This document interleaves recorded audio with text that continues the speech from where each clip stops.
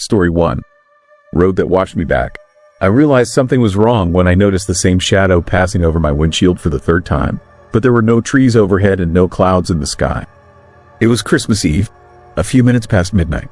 I had been driving for almost 2 hours on Highway 47, cutting through the northern stretch of Pennsylvania farmland. The kind of road where you see maybe one car every 20 minutes. The kind of darkness that feels complete. I was heading home from my brother's place outside Pittsburgh. We had done our usual thing. Dinner, some drinks, avoiding the conversations that mattered. I left late because I wanted to. The drive was easier when the roads were empty, when I could think without interruption. But something about the silence that night felt heavier than usual. The radio had gone to static about 30 miles back. Not gradually, it just cut out mid-song, replaced by a low hiss that made my teeth hurt. I turned it off. The quiet that followed was the kind that presses against your ears. The kind that makes you aware of your own breathing. I kept my eyes on the road. The white lines blurred past in steady rhythm. The headlights carved a tunnel through the black, and nothing existed beyond that tunnel. No houses, no streetlights, just endless asphalt and a wall of trees on either side. That is when I saw the shadow again. It moved across the windshield from left to right. Fast, like something large had passed between me and the moon. But when I glanced up through the glass, there was nothing. Just the cold December sky and stars so bright they looked unnatural. I told myself it was fatigue, eye strain, maybe a bird I had not registered. But my hands tightened on the wheel anyway. The highway stretched ahead, empty and straight. No curves, no hills, just a long ribbon of pavement that seemed to go on forever. I had driven this route a dozen times before. I knew there was a gas station about 15 miles up. A 24-hour place with fluorescent lights and burnt coffee. I decided I would stop there, stretch my legs, shake off whatever this feeling was. But 15 miles came and went, and there was no gas station. I checked the odometer. I had definitely gone far enough. I started watching the roadside more carefully, looking for the familiar green sign, the glow of the pumps. Nothing. Just darkness and trees. I thought maybe I had miscounted the miles. It happens. Your mind wanders on long drives. You lose track. I kept going. Another 10 miles passed. Still nothing. That was when the unease started to settle in my chest. A cold weight that made it harder to breathe. I had driven this road so many times.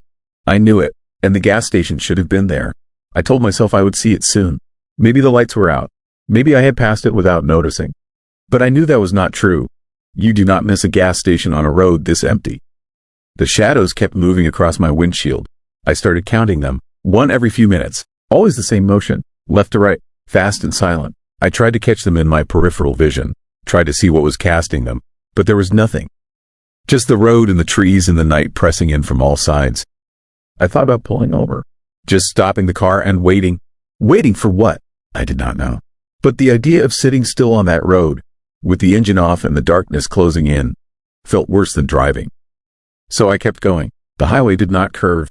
It did not rise or fall. It just continued in a perfectly straight line, and that started to bother me more than anything else. Roads do not stay straight for this long. There should have been turns, gentle slopes, something to break the monotony. But there was nothing, just the white lines in the yellow divider and the endless black tunnel carved by my headlights. I checked my phone. No signal. That was not unusual out here. The mountains blocked most reception. But when I looked at the screen, the time was wrong. It still said 12:17. The same time it had been when I first noticed the shadows. I stared at it for too long, long enough that I drifted slightly into the other lane before jerking the wheel back. My heart hammered. I put the phone down. The clock on the dashboard said 12:17 as well. I watched it, waited for the numbers to change. They did not. That weight in my chest grew heavier. I tried to remember how long I had been driving since I left my brother's place. 2 hours, maybe more. But if the clock was stuck, how could I know? Time felt loose, unreliable. I could have been on this road for 10 minutes or 10 hours, and I would not have been able to tell the difference. The trees on either side of the highway looked the same, tall and skeletal and leaning inward, like they were trying to close the gap above the road. I had the strange thought that they were watching me. Not moving, not alive in any real sense, but aware. I shook my head, tried to focus. That was when I saw the car. It was parked on the shoulder about 100 yards ahead. No lights, no hazards, just sitting there in the darkness, facing the same direction I was traveling. I slowed down as I approached, my headlights sweeping over it. It was an old sedan, dark blue or black, hard to tell in the shadows. The windows were tinted. I could not see inside. There was no one standing nearby. No one sitting in the driver's seat that I could make out. I thought about stopping, checking if someone needed help. But something about the way the car sat there, so still and silent, made me keep driving. As I passed it, I glanced in my rearview mirror. The car was gone, not driving away, not hidden by the curve of the road. Just gone. The shoulder was empty, as if it had never been there at all. I felt my pulse in my throat. I pressed harder on the gas. The speedometer climbed. 70, 80. The engine roared. But the landscape did not change. The same trees, the same road, the same shadows crossing my windshield in steady intervals. I tried to think logically, tried to find an explanation. Maybe I had imagined the car. Maybe exhaustion was playing tricks on me. But I knew what I had seen. It had been real, solid. And then it was not. The road stretched on. I thought about turning around, finding another route. But the idea of making a U-turn on that empty highway, of pointing my car back the way I had come and driving through that same suffocating darkness, felt impossible. So I kept going forward. The shadows kept falling across the windshield, and then I saw the lights. They were far ahead, barely visible, just faint pinpricks of white in the distance. I felt a rush of relief so strong it made me dizzy. Civilization, people, an end to this strange, endless stretch of road. I drove faster. The lights did not get closer. I watched the odometer. 5 miles, 10 miles, 15. The lights stayed exactly the same size, the same distance away, no matter how fast I went or how long I drove. That cold weight in my chest spread to my arms and legs. My hands felt numb on the wheel. I eased off the gas, let the car slow down. The lights remained ahead, unchanging. I stopped pressing the accelerator entirely. The car coasted, slowed, stopped. The lights were still there, still the same distance away. I sat in the middle of the highway, engine idling, staring at those unreachable lights. My breath fogged the windshield. The heater was on, but I felt cold. The shadows kept moving, left to right, one after another, regular as a heartbeat. I looked up through the windshield, craning my neck to see the sky. The stars were there, bright and sharp. The moon hung low and full, but I could not see anything that would cast a shadow. No clouds, no birds, no planes, just empty sky and those relentless shadows sliding across the glass. I put the car in drive, started moving again. This time I did not watch the lights ahead. I watched the trees, looking for gaps, side roads, anything that would let me leave this highway. There was nothing. No breaks in the forest. No driveways. No turnoffs. Just the unbroken wall of trees pressing close on both sides. I thought about my brother. About the house I had left hours ago. It felt like another world. Warm and bright and real. This place, this road, felt like something else entirely. Something separate from the world I knew. The clock still said 12:17. I started talking to myself. Just small observations. Reminders that I was real. That this was real. That there had to be a rational explanation. My voice sounded thin and small in the car. It did not make me feel better. The shadows continued, and then I noticed something that made my stomach drop. The white lines on the road were glowing. Not brightly, just a faint luminescence, like they had absorbed light and were releasing it slowly. I stared at them, blinked hard, rubbed my eyes, but the glow remained. The yellow divider glowed too, soft and sickly in the darkness. I looked at my hands on the wheel. They looked wrong, too pale, the veins too visible, like I was seeing them under different light, even though the dashboard glow had not changed. I felt the weight in my chest move. It was not fear anymore. It was something else, something heavier and more certain. I was not alone on this road. I had thought I was. The emptiness had felt absolute. But I understood now that emptiness was not the same as absence. Something was here with me, in the shadows, in the spaces between the trees, in the unchanging stretch of asphalt that rolled endlessly beneath my wheels. I could feel it watching, not malicious, not evil, just aware, patient, waiting for something I did not understand. I thought about stopping the car, turning off the engine, getting out and walking into the trees. Not to escape, but because it felt like that was what I was supposed to do. Like the road wanted me to. My hand moved toward the keys. I stopped myself, forced my hand back to the wheel.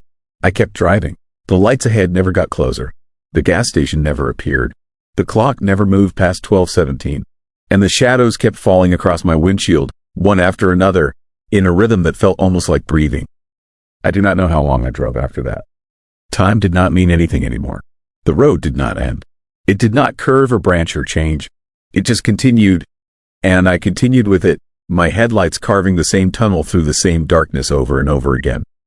I am still driving. I know that does not make sense. I know I should have run out of gas by now. I know I should have reached the end of the highway or crossed into another state or seen the sun rise. But none of those things have happened. The road is still here. The trees are still watching. The shadows are still falling. And I am still moving forward, because stopping feels worse than continuing.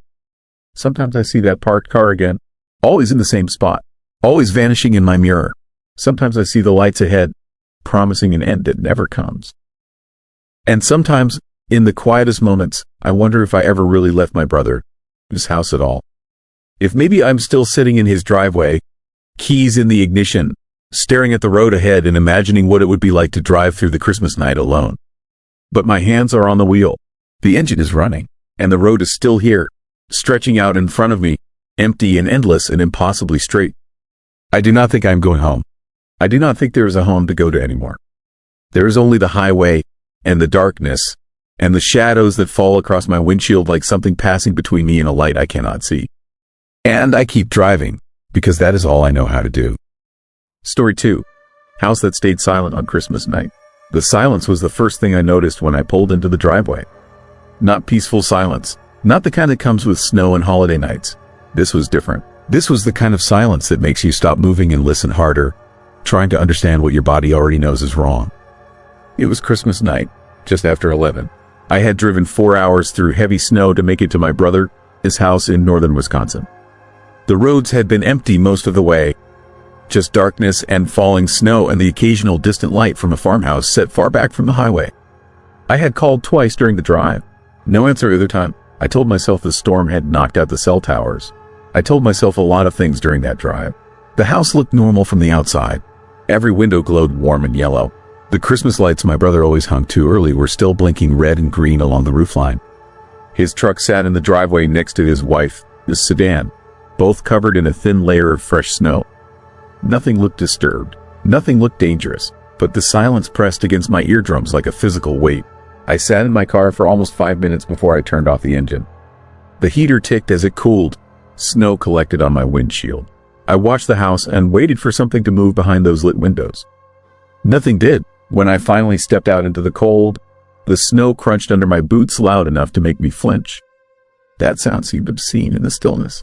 I had been to this house a dozen times. I knew the way the wind moved through the pine trees behind the property. I knew the sound of the old furnace cycling on and off. I knew the way sound carried across the frozen lake a quarter mile down the road. But tonight there was nothing. No wind, no furnace hum, no distant sound of traffic or neighbors. Just that terrible, suffocating quiet. The front door was unlocked.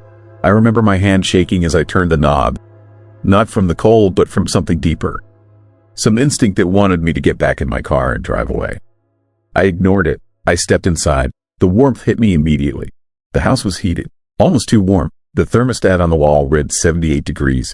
I could smell ham and cinnamon, the residue of Christmas dinner still hanging in the air. The television in the living room was on, playing some old holiday movie with the sound turned down to almost nothing. The Christmas tree stood in the corner, lights blinking in their program sequence, presents stacked underneath. Everything looked exactly like it should have looked, except for the silence, except for the stillness. I called out. My brother, his name echoed through the empty rooms and died quickly, swallowed by that heavy quiet. No response. I tried again, louder this time. Nothing. I moved through the first floor slowly, checking each room. The kitchen table was set for 4 people. Plates with half-eaten food still sat at each place. A glass of red wine, still full, had left a dark ring on the wooden table. The food looked fresh. The ham was still slightly warm when I touched it. But no one was there. No one had been there for at least an hour, maybe more, based on how the food had started to congeal on the plates. The living room was the same. 2 coffee cups sat on the end tables next to the couch. A book lay open and face down on the armrest, like someone had just set it there moments ago planning to return. The remote control was still warm in my hand when I picked it up. But the house remained empty. The house remained silent. I checked the downstairs bathroom. The light was on. A towel hung crooked on the rack, still damp. The mirror had a thin film of steam around the edges, like someone had showered not long ago. But the bathroom was empty. That was when the fear really started to settle in. Not panic, not yet, just this slow, crawling dread that made my hands go numb and my throat tighten. Because everything suggested that people had been here minutes ago. Everything suggested normalcy and routine and life. But there was no one. There was only this unbearable silence and the sense that I was being watched from somewhere I could not see. I went upstairs. Each step creaked under my weight, and those creaks sounded impossibly loud in the quiet. The upstairs hallway stretched ahead of me, dark except for the light coming up from downstairs.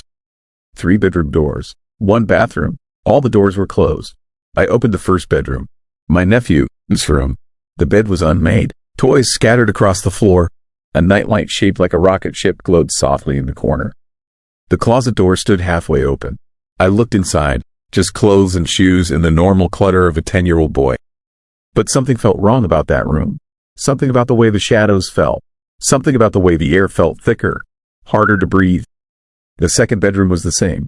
My niece's room, decorated in purple and white. Her bed was made but rumpled, like she had been sitting on it. A stuffed animal lay on the floor beside the bed. When I picked it up, it was still warm. That warmth spread through my fingers like an electric shock. I dropped it and stepped back into the hallway. The master bedroom door was closed. I stood in front of it for a long time before I reached for the handle. My heart was pounding hard enough that I could hear it in my ears. That sound was the only thing breaking the silence. I remember thinking that I did not want to open that door. I remember thinking that whatever was behind it would be worse than not knowing. But I opened it anyway. The room was empty. The bed was made. The curtains were drawn. A small lamp on the nightstand cast a soft circle of light across the pillows. And on the bed, right in the center, was a piece of paper. Plain white printer paper. I walked over and picked it up. My hands were shaking badly now. It was a note. Handwritten. My brother's handwriting. It said only 4 words. Do not look outside. I stood there holding that note and feeling my reality start to crack at the edges. Do not look outside. Why would he write that? Why would he leave that note on the bed in an empty house on Christmas night? What was outside that I should not see? What had made them leave? I went to the window. I knew I should not. I knew that was exactly what the note told me not to do. But fear does strange things to logic. Fear makes you need to know, even when knowing will destroy you. I pulled back the curtain and looked out at the backyard. At first I saw nothing unusual. Just snow and darkness and the black shapes of the pine trees at the edge of the property. The lake beyond was frozen and covered in white. No lights, no movement, nothing that should have frightened anyone. But then I noticed the tracks, footprints in the snow, dozens of them, maybe hundreds. They came from the tree line and approached the house from every direction. They circled the property. They pressed up against the windows. They covered the back deck. But they did not lead away. Every track ended at the house. Nothing led back toward the forest. Nothing suggested retreat or departure. And they were too large. Much too large. Each print was easily twice the size of a human foot. And they were spaced wrong, like whatever made them moved in a way that did not match any gait I recognized. I stepped back from the window. The curtain fell closed. My breath came fast and shallow. I looked at the note again. Do not look outside. My brother had known. He had known something was out there. He had written that note as a warning or maybe as a last instruction before he and his family had left. Or before they had been taken. I went back downstairs. I moved faster now, my earlier caution replaced by the desperate need to leave this house. But as I reached the bottom of the stairs, I heard something. A sound so faint I almost missed it. A soft scraping noise, like something being dragged across wood. It came from the basement. The basement door was closed. I had not checked down there yet. I had not even thought about it. But now that sound pulled at me. That sound suggested that maybe they were down there. Maybe they were hiding. Maybe they needed help. I opened the door. The basement stairs descended into darkness. The light switch did not work when I flipped it. I used my phone, its flashlight, and started down. Each step felt like a mistake. Each step took me farther from the front door and escape. But I kept going. The basement was unfinished. Concrete floor, exposed beams, boxes stacked against the walls. My light swept across the space. Nothing moved. Nothing made a sound. But I could smell something now. Something sharp and chemical, like cleaning supplies or paint thinner. It burned my nostrils and made my eyes water. And then I saw them. Not my brother. Not his family. Just their coats. All 4 winter coats hanging from a beam in the center of the basement. Hung carefully, deliberately, like an installation in a gallery. The coats swayed slightly even though there was no breeze. No air movement. They just moved on their own in the stillness. I backed toward the stairs. My light caught something else. More writing. this time on the concrete wall, scratched there with something sharp. The letters were uneven and frantic. It waits until you see it. I ran. I do not remember making the decision to run. I just found myself taking the stairs 3 at a time and bursting back into the main floor. I ran for the front door. I grabbed the handle. I pulled. The door would not open. It was not locked. The handle turned freely, but the door would not budge. Like something on the other side was holding it closed. Like something was pressed against it with tremendous weight. I tried the back door. The same. I tried the windows. They would not open either. Not stuck. Not sealed. They just would not move no matter how hard I pushed or pulled. And that was when I realized the silence had changed. It was no longer empty silence. It was expectant silence. The kind of silence that comes right before something speaks. The kind of silence that listens. I stood in the center of the living room and felt the walls closing in. Felt the air growing thicker. Felt something shifting in the spaces I could not see. The television flickered. The Christmas tree lights blinked faster. The temperature began to drop. I pulled out my phone to call for help. No signal. I tried anyway. I dialed 911 and held the phone to my ear. Static. Just static. And then underneath the static, very faint, I heard breathing. Not my breathing. Something else breathing into my phone. Something that had been listening this whole time. I ended the call. I backed toward the stairs. I had nowhere to go but up. Nowhere to hide but in one of those empty rooms. I took the stairs again, slower this time, trying to be quiet, trying not to draw attention. But attention was already on me. I could feel it like heat on my skin. I went into the master bedroom and closed the door. I pushed the dresser in front of it. I turned off the lamp. I sat in the darkness and waited. For what? I did not know. For morning, maybe. For the silence to break. For something to make sense. Hours passed, or maybe minutes. Time felt wrong in that darkness. Stretched and compressed simultaneously. I sat with my back against the wall and listened. And slowly, gradually, I began to hear something. Not from outside, not from downstairs, from inside the walls. A soft sliding sound, like something moving through the spaces between the studs. Something that filled the hollow places of the house. The sound circled the room. It moved behind me, above me, beneath the floor. It was everywhere and nowhere. And with it came a smell. Not the chemical smell from the basement. Something older. Something that reminded me of deep caves and stagnant water in places where light had never reached. I do not know when I started crying. I do not know when the fear turned into something beyond fear. Some state of mind where thought becomes impossible and only animal survival instinct remains. I pulled my knees to my chest. I pressed my face against my legs.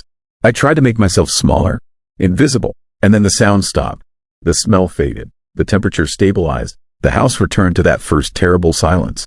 The silence I had walked into hours ago. The silence that had been waiting. I stayed in that room until dawn. When the first gray light came through the window, the dresser moved easily away from the door. The door opened without resistance. I walked downstairs. The front door opened on the first try. I got in my car and drove. I drove back through that snow and darkness without stopping. I drove until the sun was fully up and I was 3 states away. I never called the police. I never went back. I never told anyone what I saw or heard or felt in that house. Because I know what they would say. They would say I imagined it. They would say it was stress or carbon monoxide or some rational explanation that makes sense in daylight. They would investigate and find nothing wrong. They would find no tracks in the snow. No notes. No coats hanging in the basement. They would find a normal house that a normal family left for normal reasons. But I know what I experienced. I know the silence. I know the waiting. I know that something was in that house with me. Something that exists in the spaces between explanations. Something that watches from just outside our perception until the moment we notice it. And then it is too late. I still do not know what happened to my brother and his family. I still do not know if they escaped or if they are somewhere I cannot reach. I still do not know if they left that note as a warning or if something else wrote it to test me. To see if I would look outside. To see if I would see it. But I know one thing with absolute certainty. It is still waiting in that house. Still moving through those walls. Still breathing in that silence. And on Christmas night, when the snow falls heavy and the roads are empty and the world feels just a little too quiet, I think about that house. I think about my brother, his handwriting. I think about those 4 simple words. Do not look outside. And I wonder if I ever truly left, or if some part of me is still sitting in that darkness, listening to the walls, waiting for morning, while something circles closer in the silence. Something that has all the time in the world. Something that knows I will return eventually. Because fear is a thread that pulls us back to the places we tried to escape. Because unfinished things have weight. Because the silence never really ends. It just waits. Story 3. Room that was never empty. The bed was still warm when I sat down on it. I had just checked into the Pines Edge Motel off Route 32 in southern Ohio. Christmas Eve, close to 11 at night. Snow had been falling for hours, turning the highway into something dangerous. I needed to stop, needed sleep. The clerk had given me a key to room 14 without looking up from his phone. The warmth in the mattress felt recent, body heat that had not fully dissipated. I stood up quickly, staring at the faded floral bedspread. My hand went to the surface. It was definitely warm, not hot, just the kind of warmth a person leaves behind. I looked around the room. Small, dated, wood paneling on the walls. A single window with curtains drawn. A bathroom with the door half open. Everything looked undisturbed. The bed was made. The towels were folded, but that warmth was there, unmistakable. I walked to the front desk. The clerk was still on his phone. Young guy, maybe 25. He barely glanced at me when I asked if anyone had been in room 14 before me. He said no, said the room had been empty all day, said they cleaned it that morning. I did not argue. I just thanked him and went back. The room felt different when I opened the door the second time. Colder. The warmth in the bed was gone. I touched the mattress again. It was cool now, the way a bed should be in an unheated motel room in December. I told myself I had imagined it. Exhaustion playing tricks. I had been driving for 6 hours. My mind was tired. That was all. I locked the door, put my bag on the chair, turned on the television for noise. Some old black and white movie I did not recognize. The sound was comforting, proof that the world was still normal. I went into the bathroom to wash my face. The mirror was fogged. Not completely, just a light condensation around the edges, like someone had taken a hot shower recently. I touched the glass. It was damp, cold, but damp. I looked at the shower. The curtain was pulled closed. I had not noticed that before. The plastic was opaque, patterned with faded yellow flowers. I could not see through it. I stood there for a long moment, staring at that curtain. Then I reached out and pulled it back. The tub was empty, dry, no water, no steam, nothing to explain the fog on the mirror. I let the curtain fall back into place and left the bathroom. My hands were shaking slightly. I did not want to think about why. I tried to focus on practical things. I plugged in my phone to charge, took off my jacket, sat on the edge of the bed and unlaced my boots. The television continued its quiet murmur in the background. I was not watching it. I just needed the sound. That was when I noticed the smell. Faint, almost imperceptible, but definitely there. Cologne or aftershave. Something masculine and slightly sweet. It hung in the air like a ghost. I stood up and walked around the room, trying to locate the source. It was strongest near the window. I pulled back the curtain. The window was closed, locked from the inside, but there were fingerprints on the glass. Fresh ones, pressed against the inside of the pane like someone had been standing there, looking out at the parking lot. My chest tightened. I checked the door, still locked. The chain was in place. No one could have come in, but the fingerprints were there, clear and unmistakable in the dim light. I thought about leaving, getting back in my car and driving through the snow until I found another place to stay. But the storm had gotten worse. I could hear the wind rattling the windows. The idea of going back out into that darkness felt more dangerous than staying. I turned off the overhead light, left only the lamp by the bed on. The television cast flickering shadows across the walls. I lay down on top of the covers, fully dressed, and stared at the ceiling. The motel was silent, too silent. I had stayed in places like this before. There was always noise. Footsteps in the room above. Pipes groaning. Doors closing. The hum of ice machines. But here, there was nothing. Just the wind outside and the low murmur of the television. It felt like I was the only person in the building. I closed my eyes, tried to sleep. My body was exhausted, but my mind would not settle. I kept thinking about the warm bed, the fogged mirror, the fingerprints on the window. Someone had been in this room. I did not know when. I did not know how. But someone had been here, and the clerk had either not known or not cared. I opened my eyes. The bathroom light was on. I had not turned it on. I was certain of that. But now a pale yellow glow spilled out from the half-open door, casting a thin wedge of light across the carpet. I sat up slowly. The television was still playing. The same black and white movie. The same crackling audio. But the bathroom light had definitely not been on before. I thought about calling the front desk. But what would I say? The lights are turning on by themselves? There was condensation on the mirror? I sounded crazy even to myself. I stood up and walked to the bathroom door. The light was coming from the fixture above the sink. I reached inside and flipped the switch off. The room fell back into shadow, lit only by the television and the bedside lamp.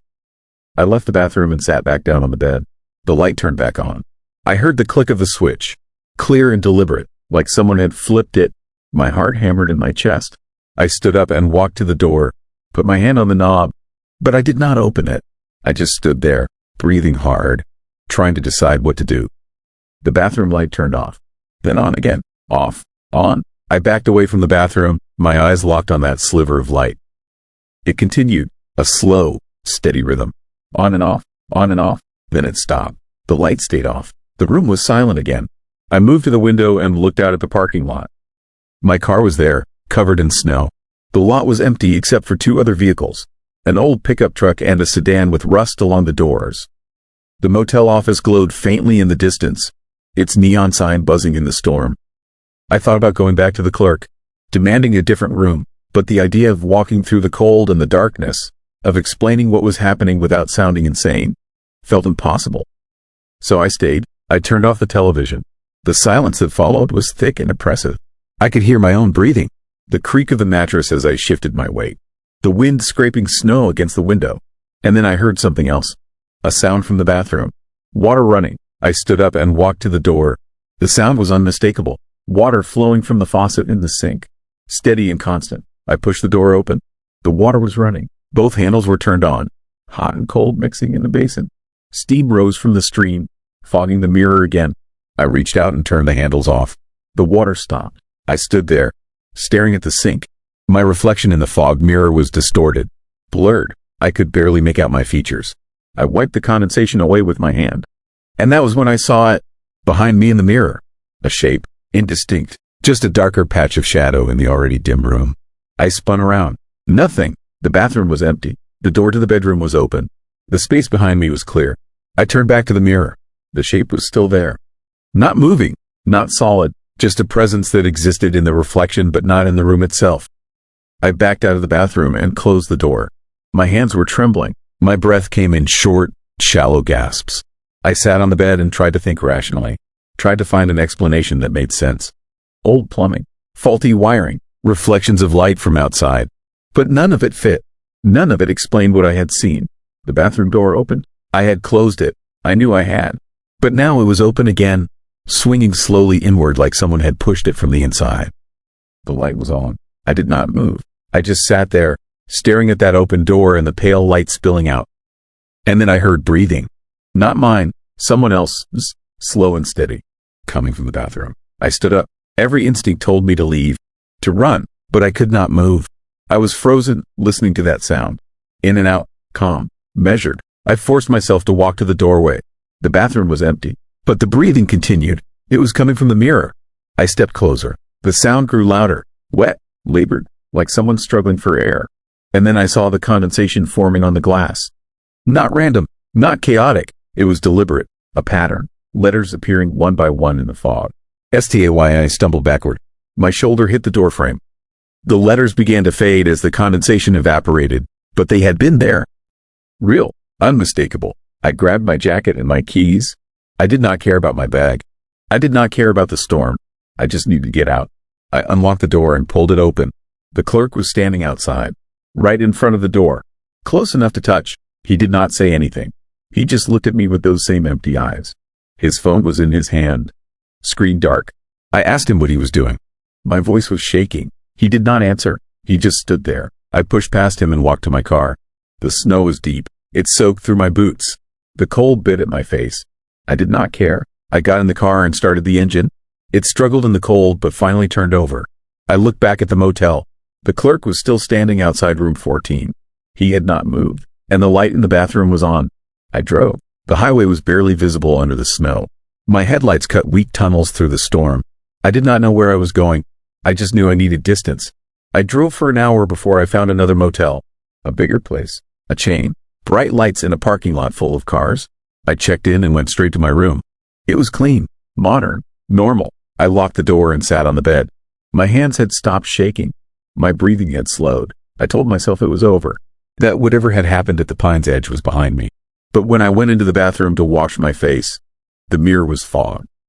And in the condensation, written in letters that dripped and faded, was a single word. H-E-R-E. Story 4. Snow outside the cabin on Christmas morning. The tracks were not there when I went to sleep. I stood at the window on Christmas morning, coffee growing cold in my hand, staring at the snow outside my cabin. The storm had stopped sometime during the night, leaving everything buried under 2 feet of fresh powder. And in that pristine white surface, cutting a path from the tree line to my front door, were footprints.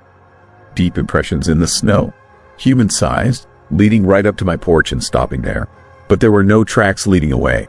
I had rented the cabin for the holiday week, needing isolation after a difficult year. Divorce finalized in October, layoff notice in November. By December, I just wanted silence and distance. The cabin sat 40 miles from the nearest town in northern Montana, accessible only by a logging road that barely counted as a road at all. No neighbors, no cell service, just pine forest and mountains and the kind of cold that made your lungs ache. I had been alone for 3 days. Completely alone. I was certain of that. The tracks in the snow said otherwise. I set my coffee down and moved closer to the window, my breath fogging the glass. The prints were clear despite the night snowfall. That meant they were fresh, recent, made after the storm ended, which according to my watch had been around 4 in the morning. I had been asleep then, deep asleep in the cabin, its only bedroom, with the door closed and the darkness pressing in from all sides.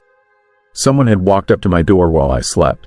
Someone had stood on my porch in the hours before dawn, and then they had simply vanished, leaving no trace of departure, no indication of where they went after reaching my door. I pulled on my boots and jacket, hands shaking slightly as I worked the zipper. The fear was already building. That slow creeping sensation that starts in your stomach and spreads outward. I told myself there was an explanation. I told myself I was overreacting, but my body knew something my mind had not yet accepted. The morning air hit me like a slap when I opened the door.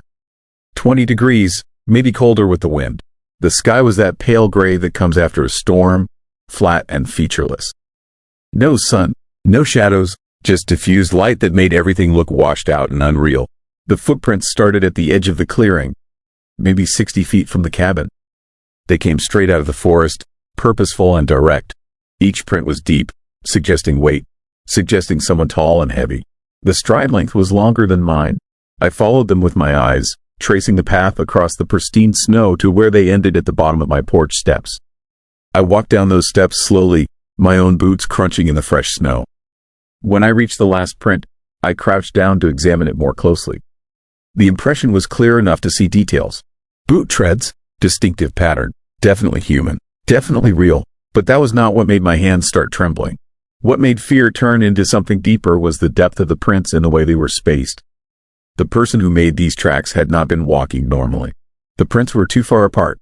The pressure distribution was wrong. It looked like someone had been moving in long, gliding steps, barely disturbing the snow between strides. I stood up and turned in a slow circle, scanning the tree line. Nothing moved. The forest was absolutely still. No birds, no wind. Just that terrible silence that felt less like peace and more like something holding its breath. I looked for other tracks, any sign of where this person had gone after reaching my porch. But there was nothing. The snow around the cabin was undisturbed except for the single path leading in. No tracks leading away, no prints circling the building, no indication of retreat or departure. It was as if someone had walked to my door and then simply ceased to exist. I went back inside and locked the door. The cabin suddenly felt smaller, the walls closer. I had chosen this place for its isolation, but now that isolation felt like a trap. I was 40 miles from help. The logging road was impassable after the storm. My truck sat buried under snow in the clearing. Even if I could dig it out, I would not make it a mile before getting stuck. I was alone out here, or I had been. Now I was not so sure.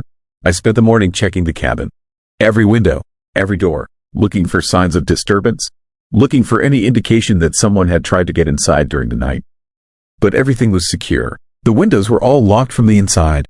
The back door was still barred with the wooden plank I had set in place on my first night. Nothing had been touched. Nothing had been moved. Yet someone had been here. Someone had stood outside my door in the darkness before dawn. And I had no idea why. By afternoon, the fear had settled into a constant low-grade anxiety that sat in my chest like a stone. I tried to distract myself. I built up the fire. I heated soup on the small propane stove. I attempted to read, but my attention kept drifting to the windows, to the tree line, to the tracks in the snow that should not exist. As the light began to fade, I noticed something else, something I had missed in my initial panic. The tracks did not just come from the forest. They came from a specific direction, due north, from the deepest part of the woods where the trees grew thick and the ground rose into rocky hills. I had not explored that direction during my stay. Something about it had felt uninviting. Now I understood that feeling had been instinct. Warning: darkness came early this far north in winter. By 4 in the afternoon, the shadows were already lengthening. By 5, I had to turn on the cabin's generator to power the lights. The machine rumbled to life outside, breaking the silence.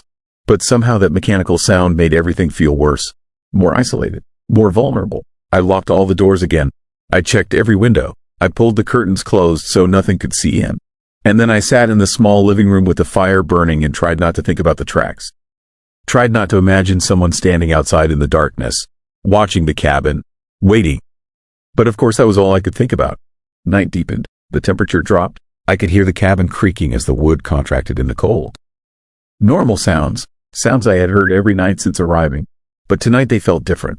Tonight every creak sounded like a footstep. Every pop of the fire sounded like something moving outside.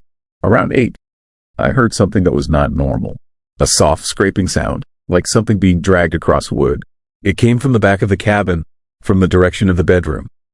I sat perfectly still, barely breathing, straining to hear. The sound came again, slow and deliberate, then it stopped. I grabbed the flashlight from the table and moved through the cabin. The bedroom was empty. The window was closed and locked. But when I shined the light outside, I saw something that made my blood go cold. More tracks, fresh ones. These circled around the back of the cabin, passing directly under the bedroom window. They were the same as the ones from this morning. Same size, same stride, same impossible spacing. And like before, they appeared from nowhere and led nowhere. They simply existed in the snow. Evidence of something that should not be possible. I backed away from the window and returned to the living room. My heart was hammering. My mouth was dry. I knew with absolute certainty now that I was not alone out here. Someone or something had been circling my cabin, watching, waiting for something. I did not sleep that night. I sat in the armchair facing the front door with the fire burning low and the flashlight in my lap. I listened to every sound, every creak, every whisper of wind against the walls. The hours crawled past with agonizing slowness. Midnight came and went. 1 in the morning. 2.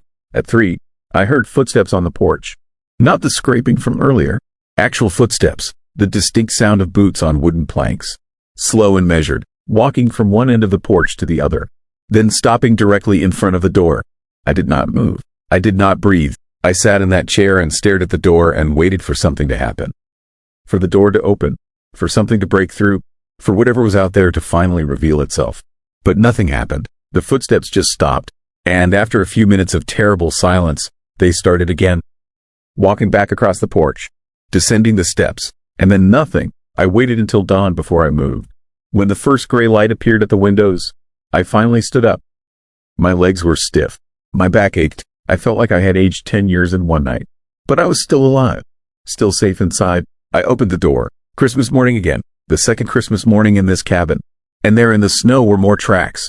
Dozens of them now. They covered the clearing. They circled the cabin multiple times. They approached from every direction. The forest must have been full of them during the night. Full of whatever was making these impossible tracks. But again, there were no tracks leading away. The prints all ended at various points around the cabin. Under windows. Near doors. On the porch. It was as if an entire crowd had surrounded my cabin during the night, and then simply vanished when morning came. I knew then that I had to leave. I did not care about the snow or the impassable road. I would walk if I had to. Anything was better than another night in this place. Another night listening to footsteps that should not exist. I packed quickly, just essentials in my backpack. Food, water, extra clothes, the matches and the flashlight. I left everything else. I did not care about possessions. I cared about distance, about escape. The logging road was buried under 3 feet of snow in places. Walking was exhausting. Each step required effort. Each mile took forever. But I kept moving. I kept putting distance between myself and that cabin. I did not look back. I could not look back. It took me 6 hours to reach the highway. 6 hours of trudging through snow and cold and silence. By the time I saw pavement, my legs were shaking with exhaustion. My face was numb. My fingers had lost feeling hours ago. But I had made it. I was back in the world of people and traffic and safety. A truck driver picked me up. He asked what I was doing out here alone on Christmas. I told him my car broke down. He believed me. Why would he not? It was a reasonable explanation. Much more reasonable than the truth. I never went back for my things. I never filed a police report. What would I say? That footprints appeared in the snow? That I heard sounds in the night? They would find nothing. They would tell me it was an animal or my imagination or the isolation playing tricks. They would have explanations that made sense in daylight. But I know what I experienced. I know those tracks were real. I know something was out there in the darkness, circling my cabin, waiting for something I cannot name. Something that appears with the snow and vanishes with the dawn. Something that exists in the spaces between explanation and impossibility. Sometimes I still think about that cabin. I wonder if it is still standing. I wonder if someone else has rented it since. I wonder if they have seen the tracks. If they have heard the footsteps. If they have felt that same creeping fear that builds in the silence of isolation. And I wonder if they were smart enough to leave. Or if they stayed. If they waited to see what would happen after the footsteps stopped. If they discovered what I was too afraid to learn. Because the truth is, I do not know what was out there. I do not know what made those tracks or why they surrounded my cabin. I do not know if it was human or something else. Something that moves through winter storms and frozen forests. Something that watches from the tree line and walks in the hours before dawn. All I know is that it was real. And it is still out there. Still walking through the snow. Still leaving tracks that appear from nowhere and led nowhere. Still circling cabins in the deep woods where people go to be alone. And on Christmas morning, when the snow is fresh and the world is silent, I think about those footprints. I think about the pattern they made, the way they surrounded the cabin like a noose tightening, the way they stopped at my door but never entered, the way they seemed to be waiting, not for entry, not for confrontation, just waiting to be noticed, waiting to be acknowledged, waiting for the moment when fear turns to understanding. But I never gave them that moment. I ran instead. And now I live with the question that haunts me more than any nightmare. The question that wakes me in the darkness of ordinary nights in ordinary places far from mountains and snow. What would have happened if I had stayed? Story 5. Signal that only played on Christmas.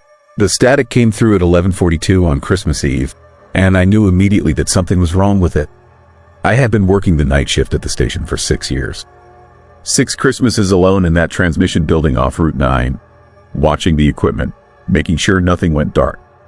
The job was simple. Keep the signal clean. Log any anomalies. Stay awake. Most nights, nothing happened. The isolation was the hardest part. Miles of frozen woods in every direction. No neighbors. No traffic. Just me and the hum of machinery in a cinder block room with one window that looked out at darkness. But that static was different. It started on frequency 87.3, which should have been silent. Dead air. We did not broadcast there. Nobody did. It was a gap between stations. A pocket of nothing. I noticed it on the monitor first. A small spike in activity where there should have been flatline. Then I heard it through the backup speaker. Soft, distant, like wind through a tunnel. I leaned closer. The sound shifted. It was not wind. It was breathing. Slow, rhythmic, deliberate. The kind of breathing you do when you were trying to stay calm. When you are afraid but do not want anyone to know. I checked the logs. No transmission scheduled. No equipment malfunctions. The signal was coming from outside. Somewhere in the woods, maybe. Or further. I could not tell. I turned the volume up. The breathing continued. Then, beneath it, I heard something else. A faint scraping sound. Metal on metal. It came in short bursts, irregular, like someone dragging a chain across concrete. I felt my chest tighten. This was not interference. This was not a prank. The frequency should have been empty. I switched to the main transmission board and scanned the other channels. Everything else was normal. Christmas music on 94.7. Talk radio on 101.2. But 87.3 kept pulsing with that low, scratching static. I wrote it down in the logbook.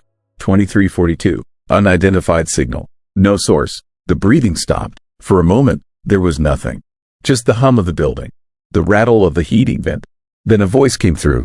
It was distant, like someone speaking from the other end of a long hallway. I could not make out words at first. Just syllables. Broken. Stretched. The cadence was off, like the speaker was talking too slowly, or the recording had been altered. I froze. My hand hovered over the dial. I should have shut it off. Should have logged it and moved on. But I did not. I kept listening. The voice said something that sounded like a name, or maybe a place. It repeated 3 times, each one slightly clearer than the last, but still distorted. The final repetition was close enough that I almost understood it. Almost. Then it stopped again. Silence. My pulse was loud in my ears. I checked the external monitors. The cameras outside showed nothing but snow and trees. The parking lot was empty. My truck sat under the single floodlight, covered in frost. No movement, no headlights on the access road. I was alone. The signal returned. This time it was different. No breathing, no voice, just a low hum. Deep and resonant, like the sound of a generator running in a basement. It vibrated through the speaker, and I felt it in my teeth. The frequency display flickered. The needle jumped. For a second, the signal spiked to full strength, louder than anything I had ever heard on that channel. Then it dropped back down to almost nothing. I grabbed the handheld radio and tried to reach the main office. No answer. It was Christmas Eve. Nobody was working. I was the only one on duty for 3 counties. I tried again. Static. I switched channels. More static. The handheld was working, but nobody was there. I looked at the clock. 11:58. The hum from 87.3 began to change. It rose in pitch, slow and steady, like something winding up. I could hear layers in it now. Multiple tones overlapping, discordant, unsettling. It reminded me of the sound a machine makes right before it fails. That high metallic whine that tells you something is about to break. At midnight, the hum stopped. The silence that followed was complete. Even the heating vent seemed to pause. I stared at the monitor. The frequency was still active. The needle was still moving, but there was no sound. I turned the volume all the way up. Nothing. Then I heard it. A single word. Clear. Unmistakable. My name. Not my first name. My full name. The name on my ID badge. The name I had not heard anyone say in years because everyone just called me by a nickname. The voice was flat, emotionless. It said my name once, then went silent again. I stood up. The chair scraped loudly against the floor. My hands were shaking. I looked at the cameras. Still nothing outside. I checked the door. Locked. I checked the windows. Frosted over. Impossible to see through from the outside. Nobody could have known I was here. Nobody could have known my name. The signal crackled. I heard footsteps. Not outside. Through the speaker. Footsteps on gravel. Slow. Measured. Getting closer. I could hear the crunch of each step. The slight drag of a boot on stone. It went on for 30 seconds. Then it stopped. A door opened. Not my door. A door in the recording. I heard the creak of hinges. The sound of wind.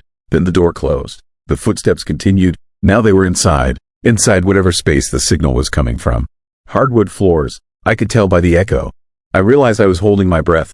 The footsteps stopped. I heard a scraping sound again. Closer this time. Metal on wood. Like a blade being dragged across a table. It went on for 10 seconds. Then silence. Then the breathing started again. Slower now. Heavier. Like someone trying to stay quiet but failing. I grabbed my coat. I needed to get outside. Needed to see if there was a source.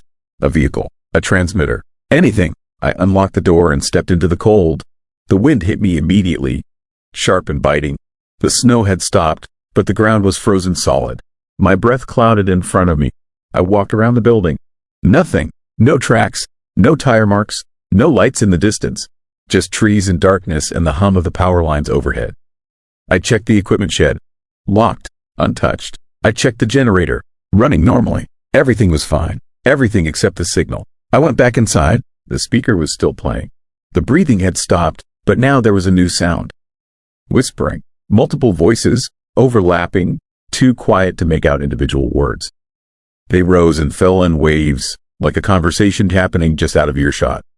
I felt my skin crawl. This was not a broadcast. This was not interference. This was something else. I shut off the backup speaker.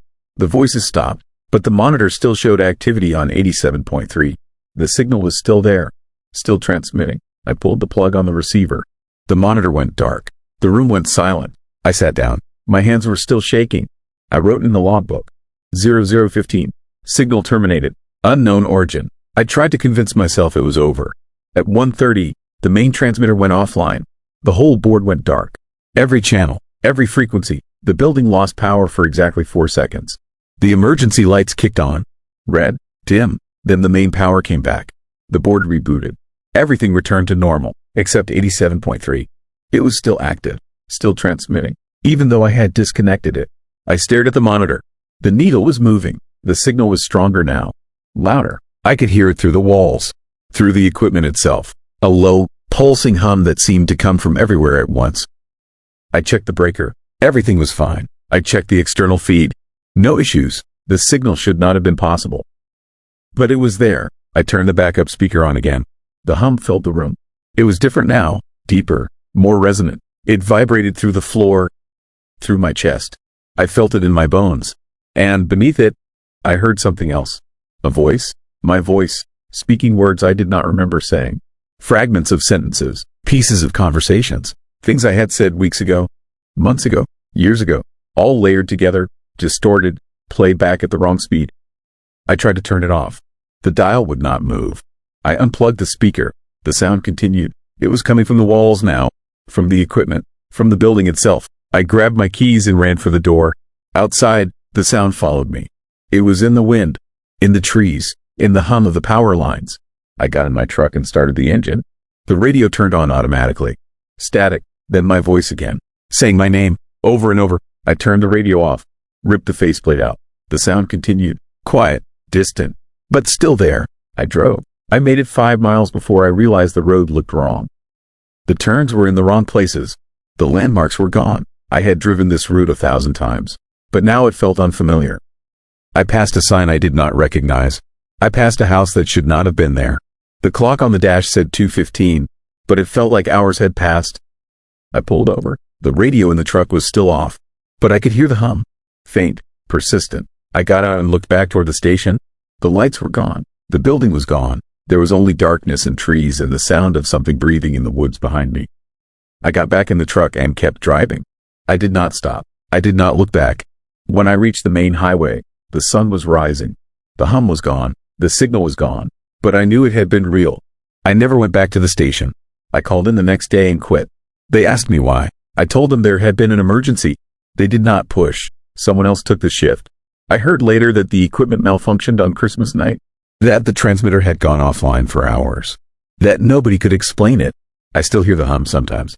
Late at night, when the house is quiet, when I am alone, it is faint, like something far away. But I know it is there. I know it is waiting. And I know that one day, it will come back.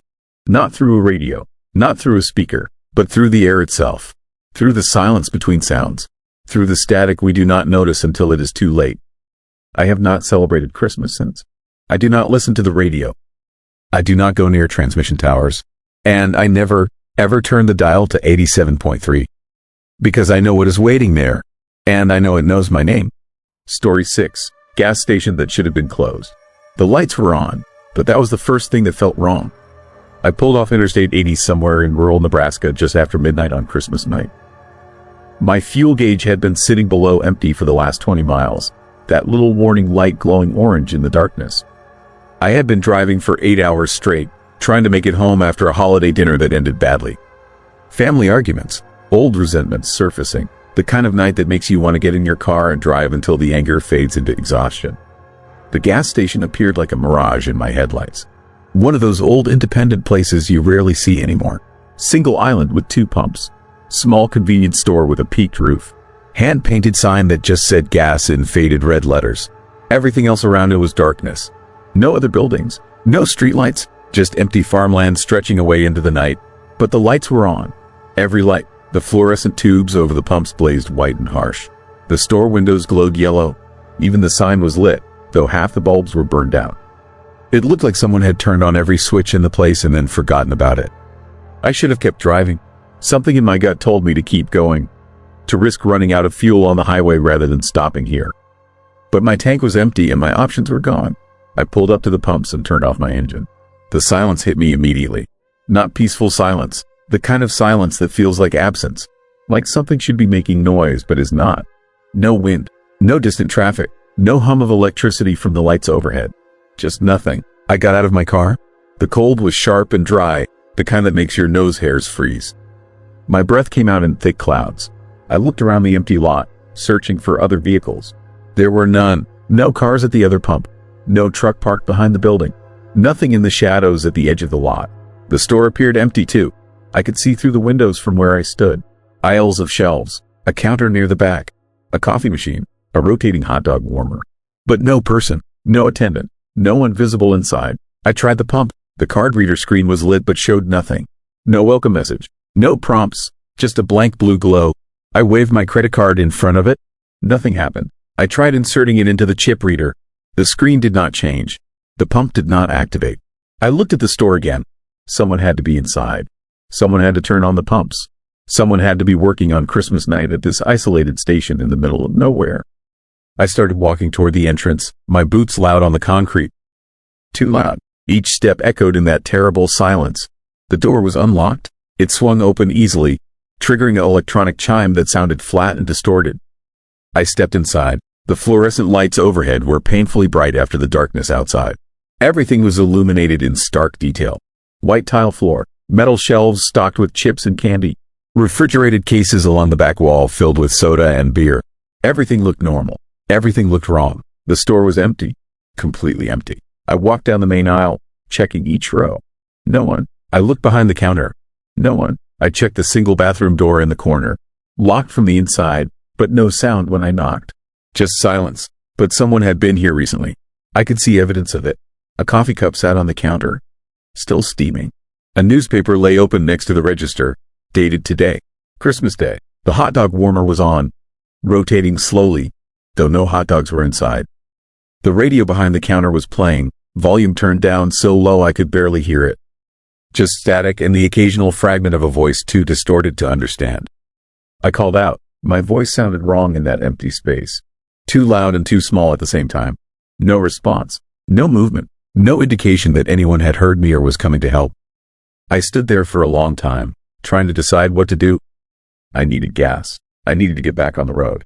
But everything about this place made my skin crawl. Everything about it felt like a trap I had already stepped into. Then I noticed the cameras. 4 of them mounted in the corners of the store. Black domes with dark glass. All of them pointed directly at me. The red recording lights beneath each lens blinked in steady rhythm. Someone was watching. Someone had to be watching. I looked directly at the nearest camera and gestured at the pumps outside. Tried to communicate my need without speaking. Waited for some response, some indication that whoever was watching would help. But nothing happened. The camera just stared at me with its blank eye. Recording, watching, doing nothing else. The unease was building into something darker now. Something that felt like fear. I started to back toward the door, keeping my eyes on those cameras. And that was when I noticed the pictures. They covered the wall behind the counter. Dozens of photographs, all of them showing the same thing. This gas station, this exact store, taken from the pumps looking at the building. But they were all slightly different. Different angles, different times of day and night. Different seasons. Some showed the station in summer with green fields beyond. Some showed it in winter like tonight. Some showed it in conditions I could not quite identify. Strange light, strange shadows. And in every single photograph, a person stood in the window of the store. Just visible through the glass. A dark silhouette facing out toward the camera, toward whoever was taking the picture. Always in the same position, always the same stance, always watching. I turned around slowly and looked at the window I had walked past on my way in. The window that faced the pumps. The window where I should be able to see my car sitting under those harsh lights. A figure stood there, dark and still, just a silhouette against the brightness outside. Exactly like in the photographs. Exactly the same position. But I was alone in the store. I had checked everywhere. There was no one else here. The figure did not move, did not turn, just stood there facing outward, and I understood with horrible clarity that I was looking at myself. At my own reflection in that window. But the reflection was wrong. The angle was impossible. I was standing behind the counter 15 feet from the window. My reflection should not appear there, should not be visible in that position. Yet there it was, watching the pumps, watching the darkness beyond, watching like all the silhouettes in all those photographs had watched. I ran. I did not think about it. I just moved, burst through that door and out into the cold night. The chime sounded behind me, flat and distorted. I ran to my car and yanked the door open and threw myself inside. My hands shook as I turned the key. The engine turned over once, twice, then caught and roared to life. I looked back at the store one last time before I drove away. The lights were still on, still blazing in that empty space, and in the window, the silhouette remained, standing exactly where I had seen it, where it had always been, watching. I made it another 40 miles before my fuel gauge hit empty. Made it to a rest stop just inside the Iowa border, a proper place with other cars and families sleeping in their vehicles and bright overhead lights and the distant sound of trucks on the highway. Normal sounds, normal sights, normal fear about running out of gas instead of the other fear. The fear that had no name. I pulled into a parking space and turned off the engine and sat in the darkness of my car. My whole body was shaking. Not from cold, from something else. from understanding something I could not quite articulate. I checked my wallet. My credit card was missing. The one I had tried to use at the pump. The one I had waved at that blank blue screen. I looked through my pockets, through my backpack, through every compartment of my car.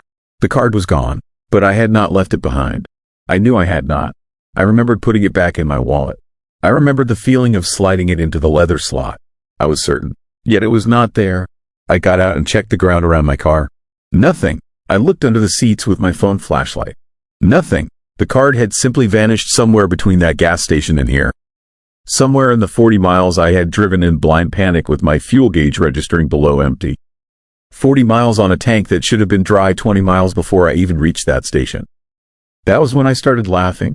Not from humor, from the kind of hysteria that comes when your brain cannot process what has happened. When the logical explanations run out and you are left with only the impossible. I had stopped at that station. I had walked inside. I had seen things that should not exist. And somehow I had driven 40 miles without fuel. Somehow I had left my credit card behind in a place I could never find again. A place that maybe did not exist the way I remembered. A place that maybe existed only for people like me. People driving alone on Christmas night. People running from something or toward something or just running because that is all they know how to do. I spent that night in my car at the rest stop. Dozed in fitful intervals. Watched other travelers come and go. Normal people doing normal things. Getting coffee. Using the restroom. Stretching their legs. None of them looked afraid. None of them looked like they had seen something that changed the way they understood the world. In the morning I bought gas with cash at the rest stop fuel pumps. I called my bank and canceled the missing card. The representative asked where I had lost it. I told her I did not know. That was not quite true. I knew exactly where I had lost it. I just could not explain it in a way that made sense. I drove the rest of the way home. Got there by late afternoon. The house was empty and cold. I had been expected yesterday for Christmas. My absence would be noticed. Would require explanation. But I had no explanation that would satisfy. No story that would sound believable. So I said nothing. I told people the roads were bad. That I had car trouble. That I stayed at a motel and my phone died. Small lies that added up to a story people could accept. A story that made sense in the daylight world of ordinary problems and ordinary solutions. But at night, alone in my house, I think about that gas station. About the lights that should not have been on. About the empty store with the steaming coffee and the open newspaper and the cameras watching. About the photographs on the wall showing the same thing over and over. The silhouette in the window. The figure watching. And I think about my reflection standing in that impossible position. Standing where I had not been standing. Watching the darkness like it was waiting for something. Sometimes I search online for that station. I know approximately where it was. I remember the exit number. I remember the mile marker I saw just before I pulled off. But I can find no record of it. No gas station on that stretch of highway. No old independent place with hand-painted signs and 2 pumps and a peaked roof. Nothing. The highway exists. The exit exists. But the station does not. At least not in any map or database or satellite image I can find. It is simply not there. Was never there. Could not have been there. Yet I stopped. I walked inside. I saw what I saw. And I left something behind. Part of myself maybe, or something else. Something I cannot name. On Christmas night now, I do not drive. I stay home. I keep the lights on. I avoid windows after dark. Because I know what stands in windows now. I know what watches from inside empty places. And I know that some stops you make on lonely highways are not really stops at all. They are transfers, exchanges, moments when you leave something behind and take something else away with you. Something that was not there before. Something that should not exist. I can feel it sometimes. Late at night when the house is quiet. That sense of being watched from inside my own windows. That feeling of standing in 2 places at once. Here in my living room and there in that station, standing in the window watching the pumps, watching the darkness, watching myself drive away. The lights are always on there. I know they are, burning in that empty place. Waiting for the next person who needs fuel. The next person running from something. The next person who will stop and walk inside and see the photographs and understand too late what they mean. And somewhere my credit card sits on a counter next to a steaming cup of coffee and an open newspaper dated Christmas Day. Waiting to be found. Waiting to be used. Waiting for me to come back. Story 7. Silent Christmas. I knew something was wrong when I saw the smoke rising from chimneys but no one standing outside their homes. It was Christmas morning, and I had been driving through the night to reach my brother's place in Pennsylvania. The highway stretched empty in both directions, which made sense for the holiday. Most people were already where they needed to be. But when my engine started making that grinding sound around dawn, I had to pull off at the next exit. The town had no name on the sign, just an arrow pointing right and a number I have already forgotten. I followed a 2-lane road through bare trees and patchy snow until houses began appearing on both sides. Small homes, older construction, the kind of place that probably looked the same 40 years ago. Christmas lights hung from gutters and wrapped around porch railings, wreaths on every door, a nativity scene in someone's front yard.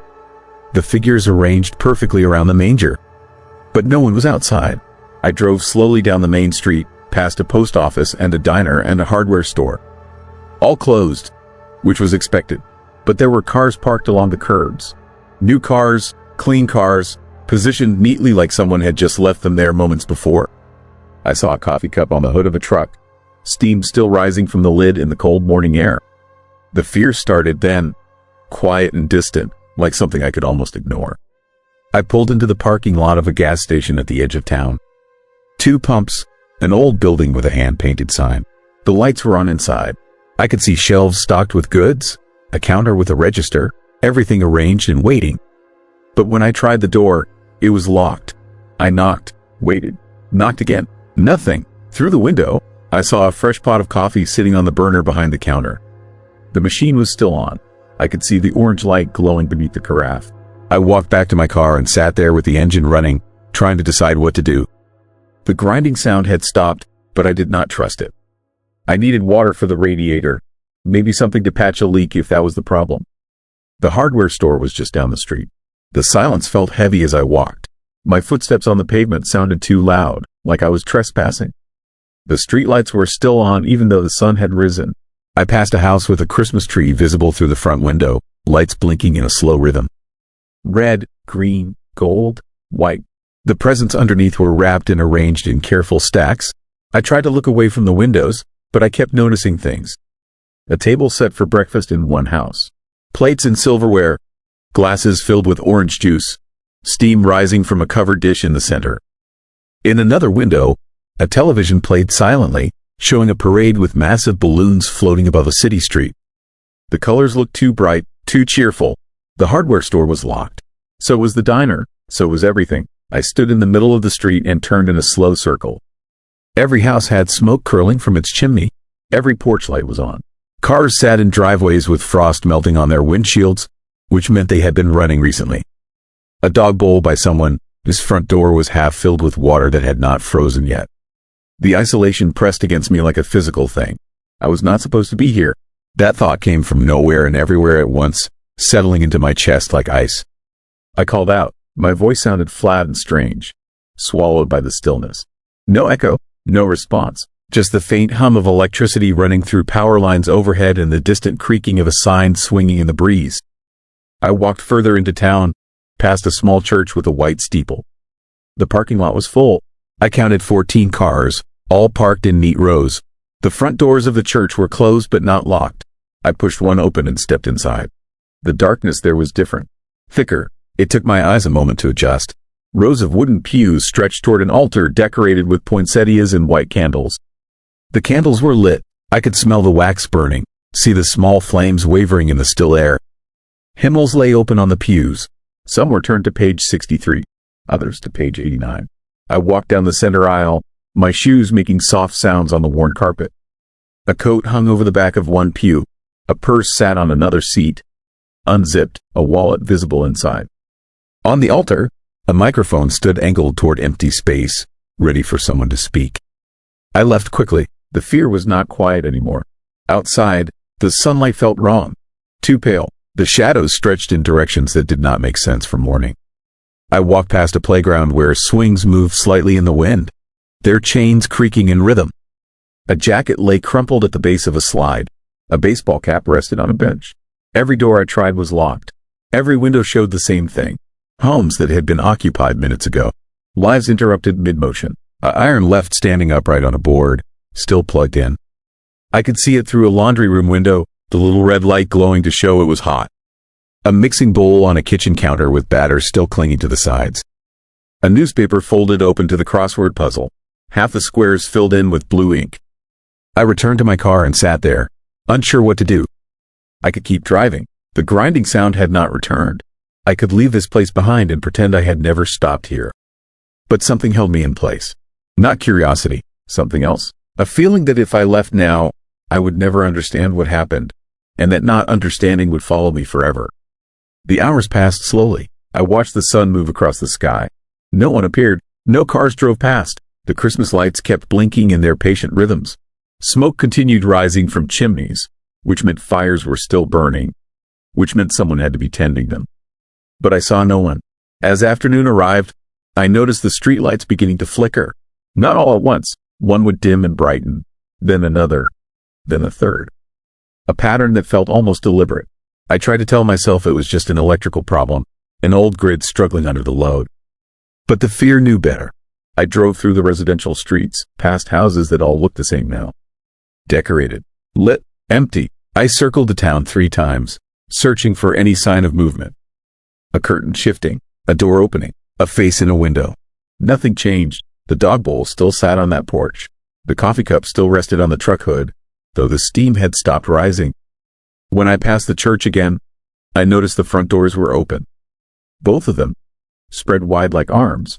I had closed them when I left. I was certain of that. I did not stop. The sun began setting around 4 in the afternoon, the way it does in winter. The sky turned orange and pink, colors that should have been beautiful but felt like a warning. I drove back to the gas station and parked facing the road out of town. My hands were shaking. I had not eaten all day, had not thought about food until that moment, and even then the idea of eating made my stomach twist. The darkness came quickly. The Christmas lights grew brighter as the natural light faded. They covered the town in red and green and gold, a festive glow that made everything look like a stage set, like something built for an audience that never arrived. I saw the first movement at 6:15. A shape crossing behind a window in a house near the gas station. Just a shadow, there and gone. Too fast to identify. But it was movement, the first I had seen in over 10 hours. I sat frozen, watching that window, waiting for it to happen again. It did. A different window this time, in a different house. A figure moving past, silhouetted against interior light. And then another, and another. All around town, shadows began moving behind curtains and shades. Slow, deliberate movements, pacing back and forth, standing still for long moments before shifting position. But no one came outside. I started my car. The engine turned over cleanly. No grinding, no hesitation. I put it in drive and pressed the accelerator. My headlights cut through the growing darkness, illuminating the road ahead. The exit back to the highway was only 2 miles away. I could see the sign in the distance, reflecting my headlights. But as I drove toward it, I noticed something that made me ease off the gas. Fresh tire tracks in the thin snow along the shoulder, leading into town. Multiple sets, recent enough that they had not been disturbed by wind. Someone had come here today. Multiple vehicles, and I had not seen them leave. I looked in my rearview mirror. The town sat behind me, every window glowing now with warm light. The shadows inside moved in synchronized patterns, all pacing at the same speed, all turning at the same moments. I pressed the accelerator harder. The highway was empty when I reached it. I turned east without stopping and drove for 3 hours straight, not slowing until the town was far behind me. When I finally pulled over at a rest stop, I sat in the parking lot with my hands still gripping the wheel, trying to convince myself that what I had seen made sense. But it did not make sense. None of it did. I never found out the name of that town. I tried searching for it later using the exit number, but nothing came up. Just farmland and forest in that area according to the maps. No town at all. Sometimes late at night when I cannot sleep, I think about those shadows moving behind the windows. I think about the coffee that was still hot, the fire still burning, the candles still lit. I think about how everything was ready and waiting. And I wonder if they are still there, in that town with no name, going through the motions of a Christmas day that never ends. Setting tables that will never be used, wrapping presents that will never be opened, lighting candles for a service that will never begin. I wonder if they know they are alone, or if they think we are the ones who disappeared. Story 8. Silence on Christmas Eve. I knew something was wrong when I realized I hadn't heard a single sound in over 3 hours. It was Christmas Eve, and I was alone in my apartment for the first time in my life. 42 years old, and every other December 24th had been filled with voices, music, movement. But my divorce finalized in October. My parents moved to Arizona in September, and my brother, his family was spending the holiday in Vermont. I told everyone I was fine. I told myself I preferred it this way. The apartment felt larger that night. I kept noticing corners I never really looked at before, shadows that seemed darker than they should have been. Outside my window, the street was empty. No cars, no footsteps on the sidewalk. The neighborhood had that deserted feeling you get during a snowstorm, except there was no snow. Just clear, cold darkness and the yellow glow of streetlights that somehow made everything look more isolated.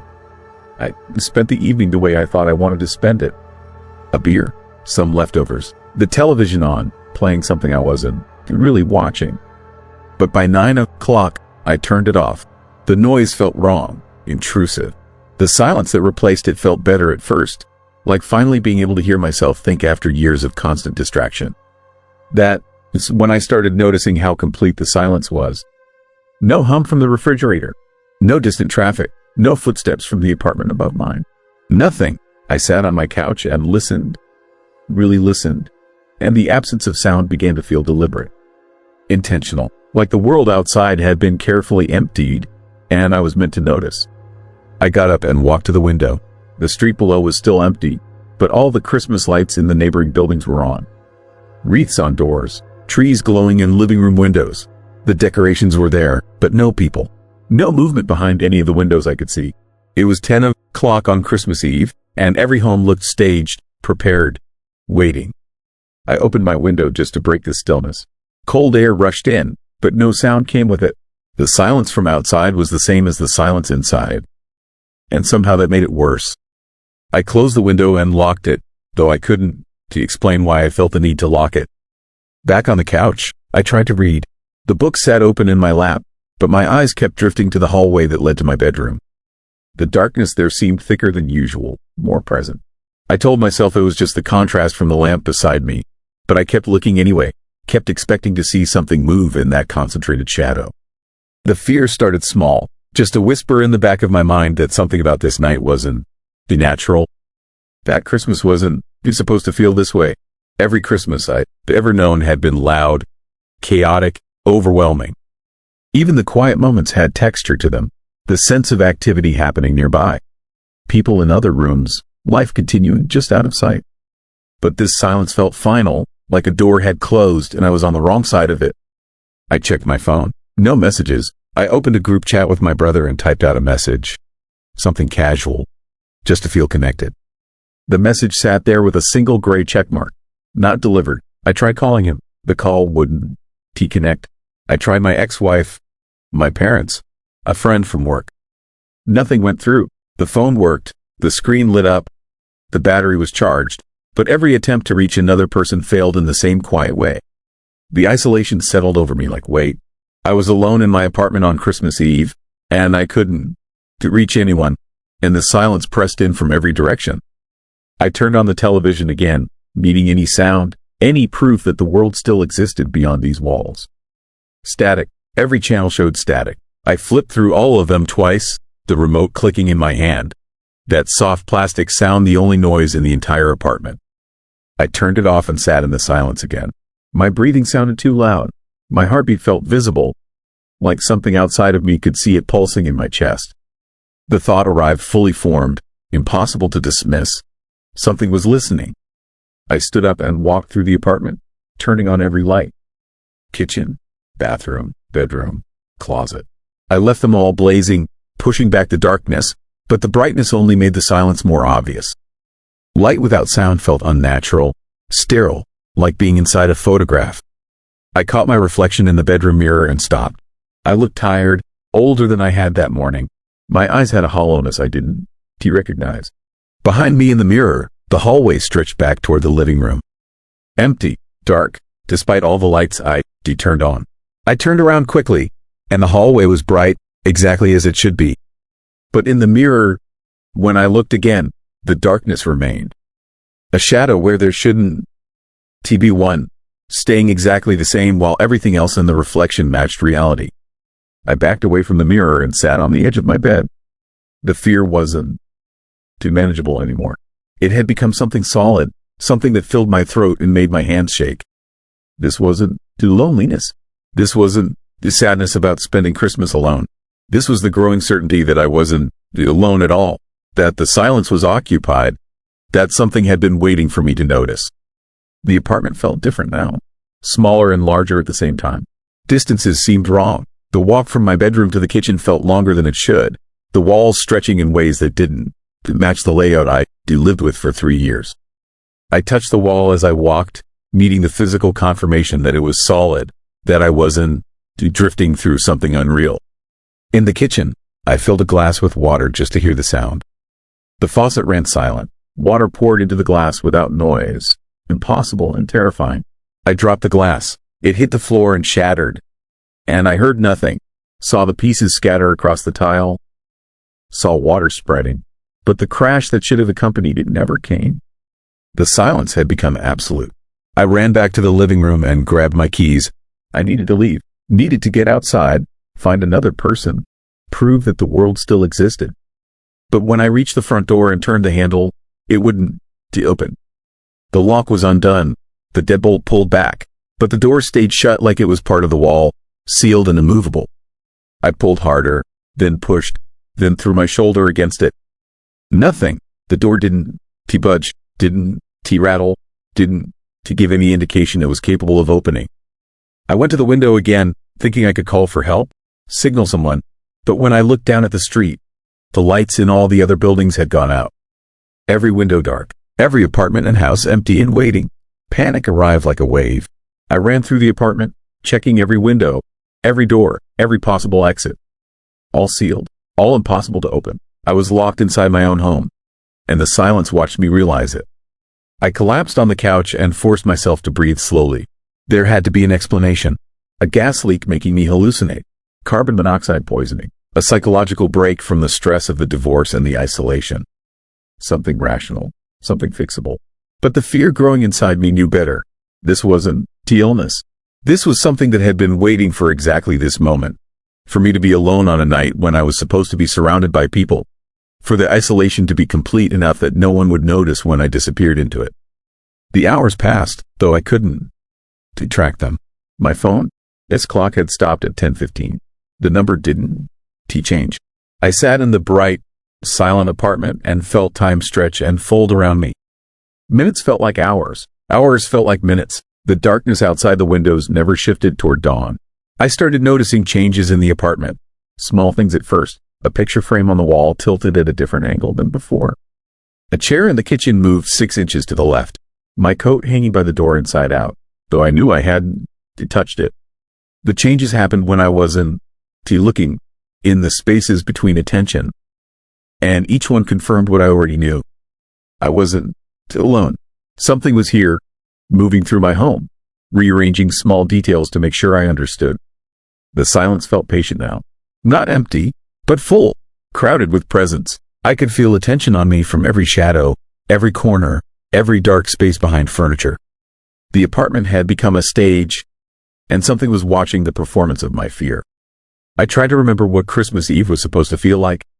The anticipation, the warmth, the sense of something good about to arrive. But those memories felt distant, like they belonged to someone else.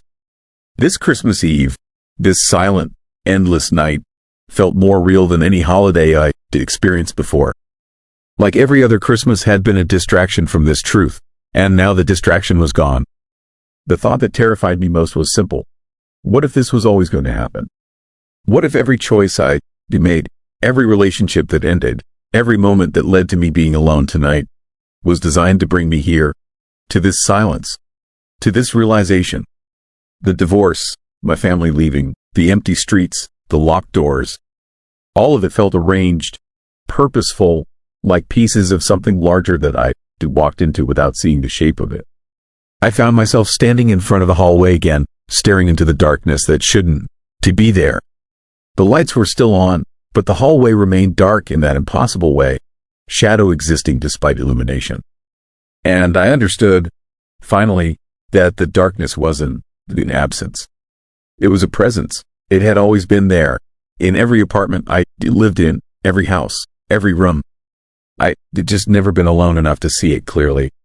The silence invited me forward, not with words, but with certainty, with the knowledge that this was always where Christmas Eve was leading, that the holiday itself was a thin place in the year, A moment when the world grew quiet enough for people to hear what was underneath. Most people filled that quiet with noise, with family and music and celebration. But I had chosen silence, or silence had chosen me. And now there was nothing between me and whatever waited in that patient darkness. I took a step toward the hallway, then another. The fear was overwhelming, but beneath it was something else. Recognition. The feeling that I had been here before, or that some part of me had always been here, standing at the edge of this darkness, waiting to understand what it meant. The apartment around me felt less real with each step. The walls thinned. The floor beneath my feet became uncertain. Only the darkness ahead remained solid. Real. The one true thing in a world that had revealed itself to be temporary. I reached the threshold where the hallway began, where light should have been but wasn't, and I looked into the shadow that had been watching me all night. I couldn't see what was there. My eyes wouldn't focus on it, couldn't hold the shape of it. But I felt it looking back, felt its attention like cold air against my skin, and I knew with absolute certainty that it had been waiting for this moment. For me to see it, for me to acknowledge what Christmas Eve really meant when all the noise was stripped away. The silence deepened, became total, and in that completeness, I heard something for the first time all night. Not a sound, but an understanding, arriving in my mind like something whispered directly into my thoughts. Christmas was never meant to be quiet. The noise, the chaos, the desperate gathering of people, it was all protection. A ward against noticing what the holiday contained, what it allowed through. I wanted to step back, to run, to break a window and escape into the empty street. But I couldn't, to move. The darkness in the hallway had become the only real thing, and I was already inside it, had been inside it since the moment the silence began, maybe longer. Maybe my entire life had been leading to this recognition, this understanding that isolation was never empty, that being alone meant being alone with something that had always been there, patient and watching. The lights in the apartment went out one by one, kitchen, bathroom, bedroom, living room, each extinguished without sound, the darkness spreading like water, filling every space, erasing every detail. I stood in the absolute black and felt the presence surround me completely, felt it recognize me in return. And I understood that this was what Christmas Eve had always been for people like me, people who ended up alone, people who let the silence in. The last thing I felt before the fear became something else entirely was gratitude. Not mine, something else. The presence in the darkness was grateful that I noticed, that I seen it clearly, that I acknowledged what had been waiting all along in the space between celebration and isolation. When the sun rose on Christmas morning, my apartment was empty. The door stood open. The lights were off. Everything was exactly as it should be, perfectly ordinary, just another vacant unit in a building full of people celebrating with their families. But I know I'm still inside, still standing in that hallway, still looking into the darkness that looks back. The world continued without me, time moving forward while I remain in that eternal moment of recognition, that Christmas Eve when the silence revealed its purpose.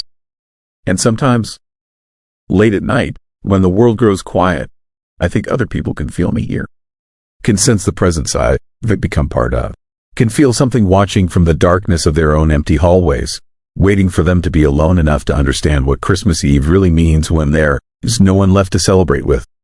The silence is patient. It can wait for years, for decades, for the exact moment when the noise finally stops and there is nothing left but the truth of what has been there all along, filling the spaces between people, the gaps in celebration, the long hours of night when everyone else is somewhere warm and bright and together. I am here in the silence, part of it now, waiting, watching, grateful for the company that will eventually come, one quiet Christmas Eve at a time, when someone else finally hears what I heard, sees what I saw, and understands that the holiday was never meant to be spent alone. Not because of loneliness, but because of what loneliness allows through. Story 9. Footprints on Christmas morning. The footprints were already there when I looked out the window at dawn. I was staying at my uncle's cabin in northern Michigan for Christmas, 3 hours from anyone I knew, surrounded by pine forest and winter silence. He offered me the place for the week after my separation became final. A chance to clear my head. He said, the cabin sat at the end of a gravel road that disappeared under snow this time of year.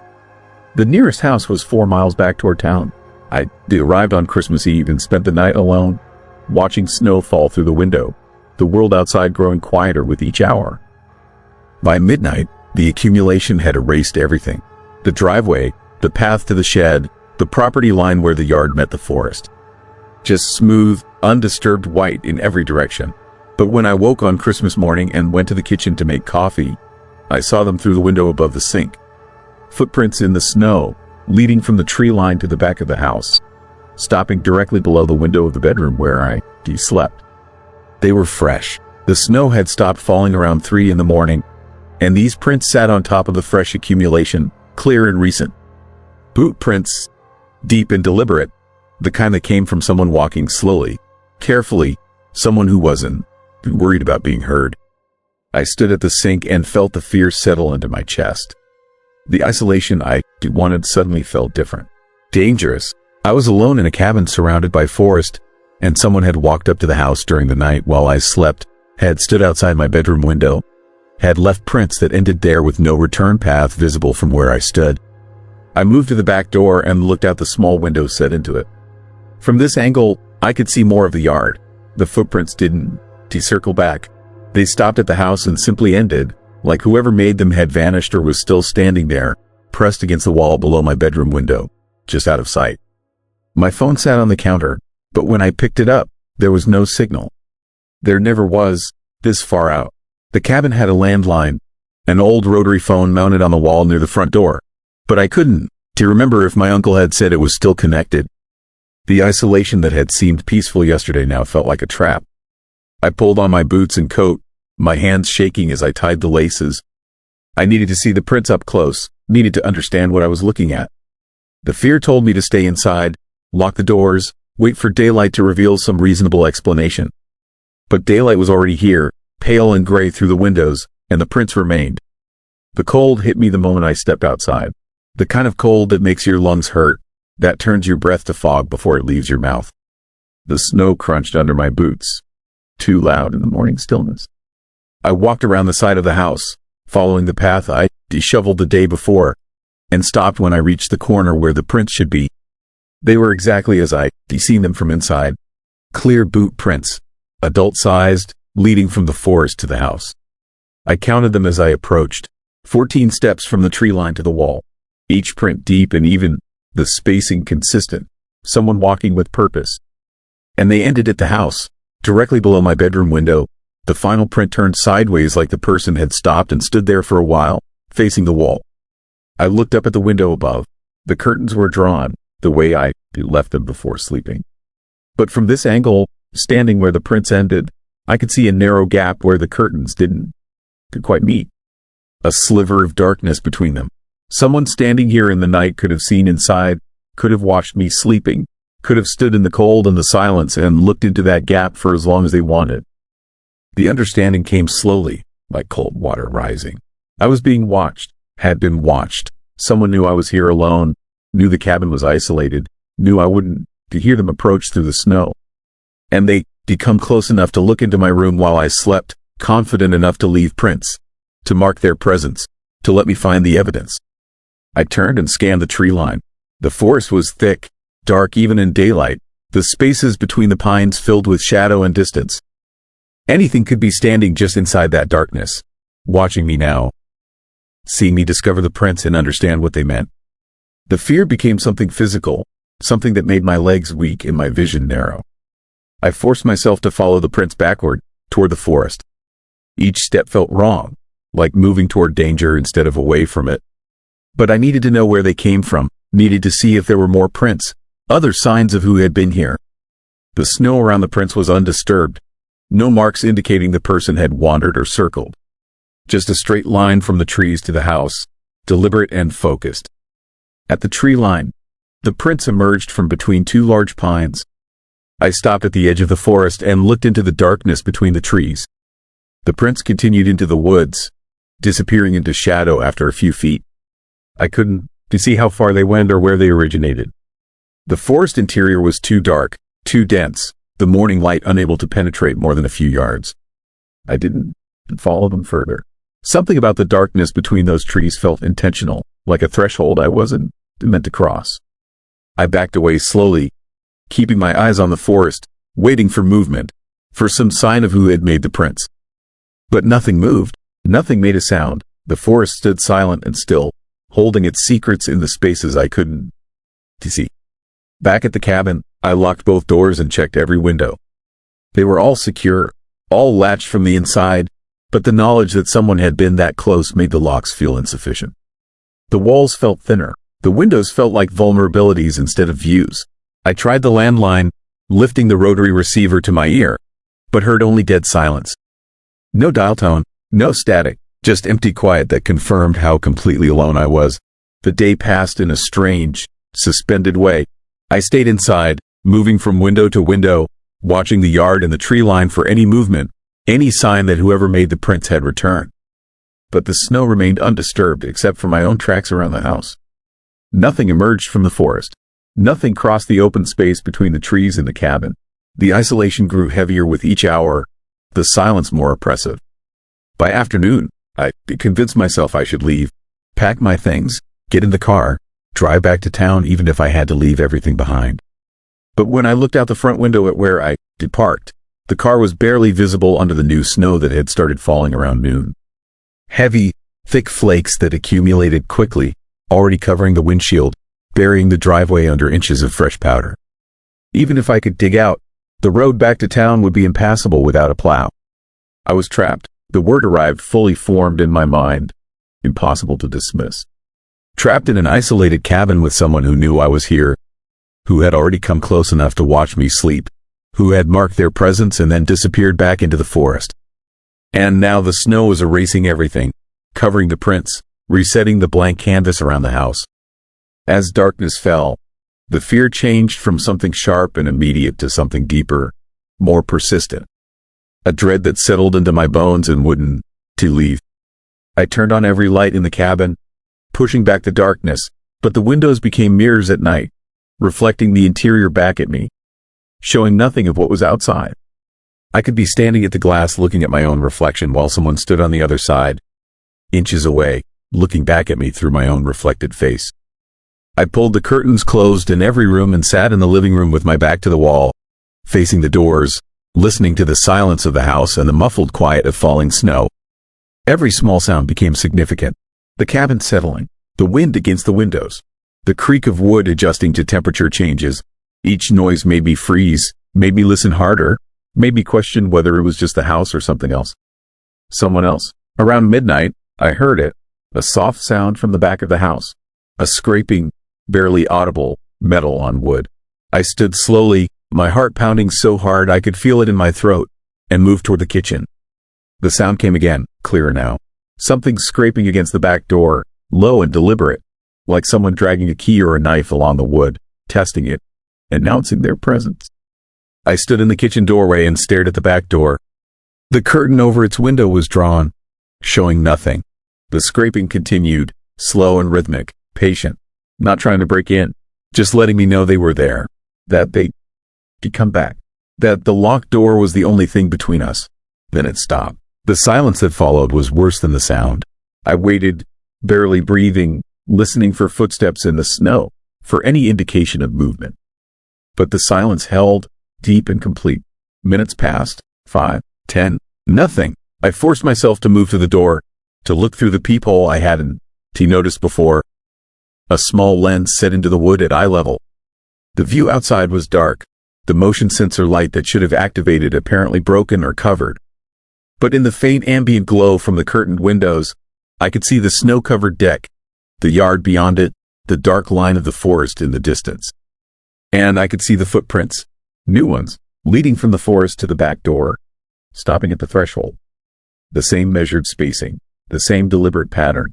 Someone had walked up to the door while I sat in the living room, had stood here in the darkness, scraping something against the wood, waiting for me to hear it. And now they were gone again, or had moved out of sight, or were standing somewhere close, watching the house, waiting to see what I would do. I backed away from the door and returned to the living room. Sleep was impossible now. The thought of closing my eyes, of letting my guard down even for a moment, felt like surrender. I sat in the chair facing both doors, watching the curtained windows, listening to the house in the night in the silence that felt less empty with each passing hour. The worst part was not knowing what they wanted, If this was a threat, why not break in? If it was intimidation, why be so subtle? The footprints, the scraping, the patient presence in the darkness. It all felt like communication. Like someone trying to tell me something, to make me understand something I couldn't quite grasp. Dawn came slowly, the darkness thinning by degrees. When there was enough light, I went to the back door and looked out through the window. The footprints were still there, clear in the fresh snow, but this time I could see where they led after reaching the door.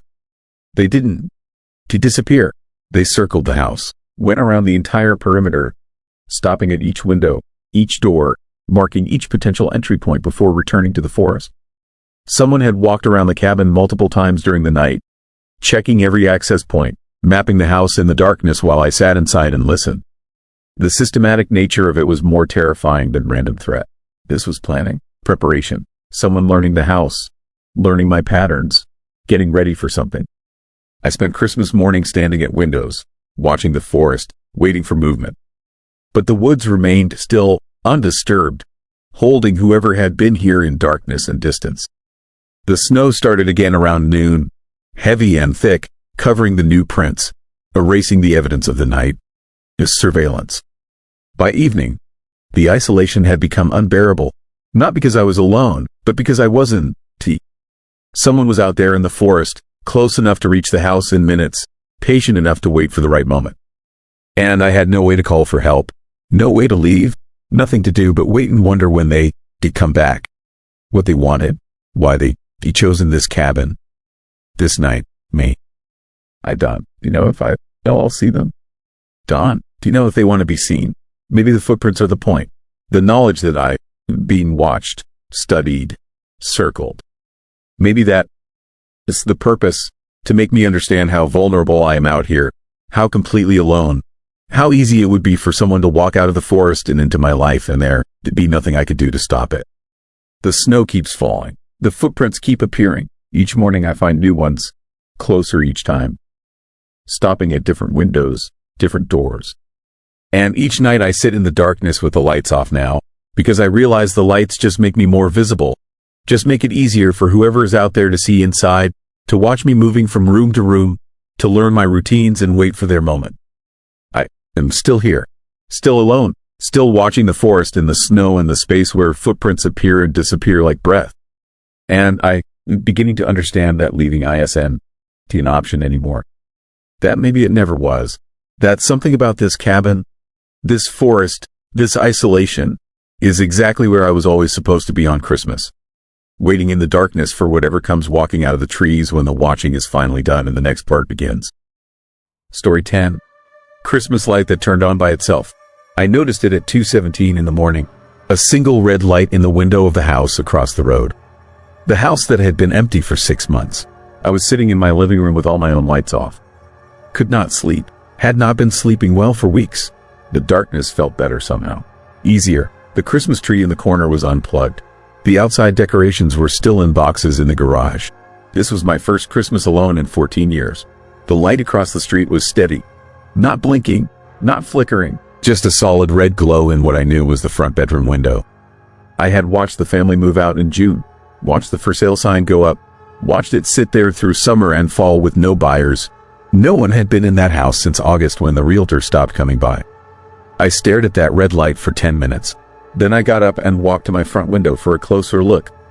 The house was dark except for that single point of light. No car in the driveway. No footprints in the snow that had fallen that evening. The mailbox flag was down.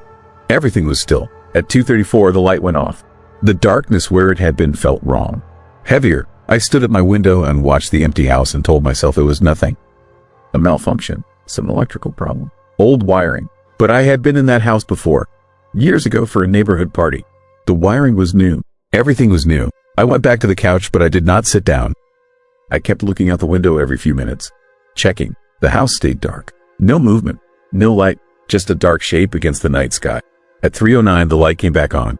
Same window. Same red glow. Same steady burning that did not waver or change. My chest felt tight. I realized I had been holding my breath. I let it out slowly and watched that light and felt something cold move through me that had nothing to do with the temperature. This was deliberate. This was pattern. Something was turning that light on and off at specific times. I should have looked away. Should have gone to bed. Should have convinced myself it meant nothing. But I kept watching. I sat in my dark living room and stared at that red light across the street and felt the fear growing in the silence. At 3:46, the light went off again. I counted the minutes. 37 minutes on, 35 minutes off. I wrote it down on a piece of paper even though I did not know why. Even though recording it made it more real somehow. Made it something I could not ignore. When the light came on again at 4:21, I was still watching. The pattern continued. On, off, each cycle lasting roughly the same amount of time. 35 to 37 minutes. Never varying by more than 2 minutes. Too precise to be random. Too consistent to be malfunction. I watched until the sun came up. Gray dawn light spreading across the snow. The red light went off at 6:13 and did not come back on. The house sat empty and innocent looking in the morning light. Just another vacant home in a neighborhood full of them. Nothing unusual. Nothing wrong. I called in sick to work. First time in 3 years. I sat at my kitchen table and drank coffee and stared at my notes. Times written in shaky handwriting.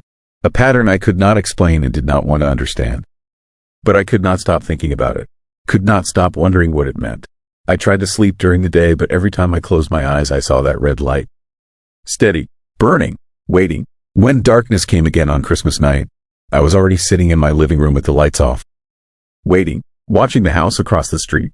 Telling myself the light would not come on. That it had been a one-time thing. Some strange electrical surge or battery-powered decoration left behind by the previous owners. At 2:17, the light came on. Exactly the same time as the night before. Same window, same red glow. My hand started shaking. I gripped the arm of the couch and felt my heart pounding in the silence. This was impossible. This was not how electrical malfunctions worked. This was not random. This was intentional. The thought came unbidden and I tried to push it away, but it stayed there in my mind, growing larger, becoming certainty. Something was turning that light on. Something was maintaining the pattern. Something was in that empty house. At 2:54, the light went off.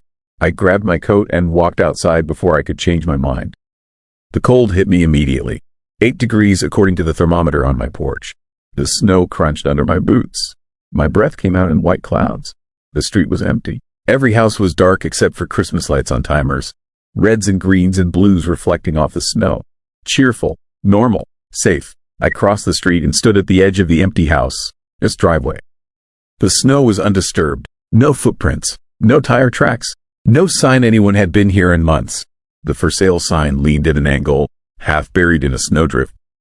The windows were dark and reflected nothing back at me. I should have turned around. Should have gone home, but I walked up the driveway instead. My footprints were the only marks in the perfect white surface. I climbed the 3 steps to the front porch. The wood creaked under my weight. Sound too loud in the stillness. I looked through the front window. Living room empty. No furniture. No curtains. Nothing but bare walls and carpet and darkness. I moved to the next window. Kitchen. Also empty. Counters bare. Refrigerator gone. The house was completely vacant. I walked around to the side. Found the window where the light had been. Front bedroom. Ground floor. I pressed my face against the cold glass and cupped my hands around my eyes to block the reflection. The room was empty like the others. Bare walls. Bare floor. Nothing. But in the corner near the window was a single red bulb screwed into a socket in the baseboard. An old-fashioned outlet with the bulb pointed up toward the ceiling. No lamp. No fixture. Just the bulb. And next to it on the floor was a timer. The mechanical kind with the dial and the little tabs you push in to set the schedule. My breath fogged the window. I stepped back. My legs felt weak. Someone had been in this house. Recently. Someone had set up that light and that timer. Someone had arranged it specifically to be visible from the street. From my house. At 3:31, the light came on. I was still standing there when it happened. Still staring through that window. The red bulb blazed to life 6 feet from my face, and I jerked backward and nearly fell off the porch. My heart was hammering. My hands were numb. I stumbled down the steps and back across the yard. My footprints going in. My footprints coming out. The only marks in the snow. I ran across the street to my house. Locked the door behind me. Stood in my dark living room breathing hard and staring at that red light burning in the window. Someone had set that up. Someone had planned it. But who? And why? And how long had they been doing it? I pulled out my phone and called the police. Told them someone had broken into the empty house across the street. Told them about the light and the timer. The dispatcher said she would send an officer when one was available. Non-emergency. Could be an hour or more. I hung up and kept watching that light. At 4:08, the light went off. I waited. The police did not come. The street stayed empty. The light came back on at 4:45. Same pattern, same precision. On, off, on, off. At 6:13 the light went off and stayed off. The police arrived at 7:30. Morning light, normal hours. I met them outside and walked them across the street. Showed them the window, told them what I had seen. 2 officers, young, professional, concerned but not alarmed. They checked the doors, all locked, checked the windows, all secure, no sign of forced entry. They walked the perimeter, looked through every window, saw the red bulb and the timer in the bedroom. 1 officer took photos, the other wrote in a notebook. They asked me questions. When did I first notice it? Had I seen anyone? Did I know the owners? I answered everything, told them the truth. They said they would contact the realtor, have someone check inside. Could be the previous owners left the timer set. Could be a security measure. Nothing to worry about. They would follow up. I thanked them, watched them drive away, went back inside my house and sat in the dark living room and waited. The realtor came at 11. I watched from my window. She unlocked the front door and went inside, stayed for 20 minutes, came back out carrying the red bulb and the timer, locked the door behind her, put the items in her car and drove away. Problem solved, Mystery explained. Nothing to fear. But I knew it was not that simple. That night I sat in my living room with all the lights off, waiting, watching. At 2:17 I held my breath. The house across the street stayed dark. No red light, nothing. The realtor had removed it. It was over. At 2:17 and 43 seconds, a different light came on. Upstairs, far right window, red. My stomach dropped. My skin went cold. The realtor had taken the light from the bedroom. But there was another one, upstairs, in a different room. Same time, same pattern, same red glow burning in the darkness. Someone had set up 2 timers, 2 lights. Someone had planned for the first one to be found, had wanted it to be found. Because the real one was upstairs where I had not looked, where the police had not looked, where no one would think to check. I grabbed my phone and called the police again. Same dispatcher. She sounded tired, said an officer had already responded, said the realtor had removed the device. Was there a new concern? I tried to explain, tried to tell her about the second light. She said she would add it to the report, send someone when available. Her voice said she did not believe me, said she thought I was wasting their time. I hung up and stared at that red light. Upstairs, burning, steady. At 2:54 it went off. At 3:31 it came back on. Same pattern, same timing, precise, deliberate. Meant for me. The police did not come back that night, or the next day. I called again, was told someone would check when they could, was told it was probably another timer left behind, was told not to worry. But I could hear it in their voices. They thought I was paranoid, thought I was seeing things, thought I was the problem. The pattern continued. Every night, 2:17, light on, cycles of on and off. 6:13, light stays off. I stopped calling the police, started documenting everything instead. Photos, times, notes, evidence that this was real, that something was happening. On the 4th night, I noticed something else. The window where the light was shining, it faced directly toward my bedroom. Not my living room, my bedroom. Upstairs, same level, direct line of sight. If I stood at my bedroom window at night, I would be perfectly framed in the glass, perfectly visible to anyone standing in that empty room across the street. I started sleeping downstairs after that, on the couch with the curtains closed. But I could still feel it, that red light burning through the walls, that presence in the empty house. Watching, waiting, following the pattern. I looked up the previous owners online, found their names, their social media. They had moved to Arizona, posted photos of their new house, their new life, happy, normal. No mention of the old house. No reason to set up lights and timers. No connection to me. I searched for the realtor, information, called her office, left messages. She never called back. I drove by during the day. The for sale sign was gone. The house was off the market. No explanation. No new listing. Just empty and waiting. The light kept coming on. Every night. 2:17. Like clockwork. Like something counting down. Like something preparing. On the 7th night, I saw someone in the window. Just for a moment. A shadow passing behind the red light. A shape that was there and then gone. Too quick to be certain. Too real to be imagination. I grabbed my phone and called 911. Told them someone was inside the house. Told them I saw movement. This time they came quickly. 3 cars. Lights flashing. Officers surrounding the house. They found nothing. All doors locked. All windows secure. No one inside. No sign of entry. No footprints in the snow except mine from days ago, nearly covered now by fresh snowfall. They searched every room. Checked every closet. Nothing. Just an empty house with a red bulb on a timer in an upstairs bedroom. They removed it, showed it to me, old, simple, battery operated. No mystery, but I knew what I had seen. They asked if I was okay, if I was under stress, if I had been drinking. Their voices were kind, but their eyes were doubtful. They suggested I talk to someone, left me their cards, drove away slowly, watching me in their mirrors. That night I did not watch for the light. I closed all my curtains, locked all my doors, sat in the dark and told myself it was over. The second timer was gone. There would be no more lights, no more patterns, no more fear. At 2:17 I heard something tap against my bedroom window. Soft, deliberate. 3 times. Tap, tap, tap. I sat frozen on the couch. The sound came again. Tap, tap, tap. Same rhythm, same window. I did not move, did not breathe. The tapping stopped. Silence filled the house. Heavy, waiting. I never went upstairs to check the window. Never opened the curtains. Never looked outside, because I knew what I would see. I knew who was standing there in the darkness. I knew what they wanted. They wanted me to see them, just like I had seen the lights, just like I had followed the pattern. They wanted me to know they were there, that they had always been there, that they would always be there. I moved out 3 days later. Did not tell anyone why. Did not explain. Just packed what I needed and left. Found a new apartment across town. New street, new neighbors, new windows that faced a different direction. But every night at 2:17 I wake up. I do not know why. My body remembers even though my mind tries to forget. I lie there in the darkness and wait for the light to come on. Wait for the tapping on the window. Wait for the shadow to pass behind the glass. It has not happened yet. But I know it will. Because patterns do not break.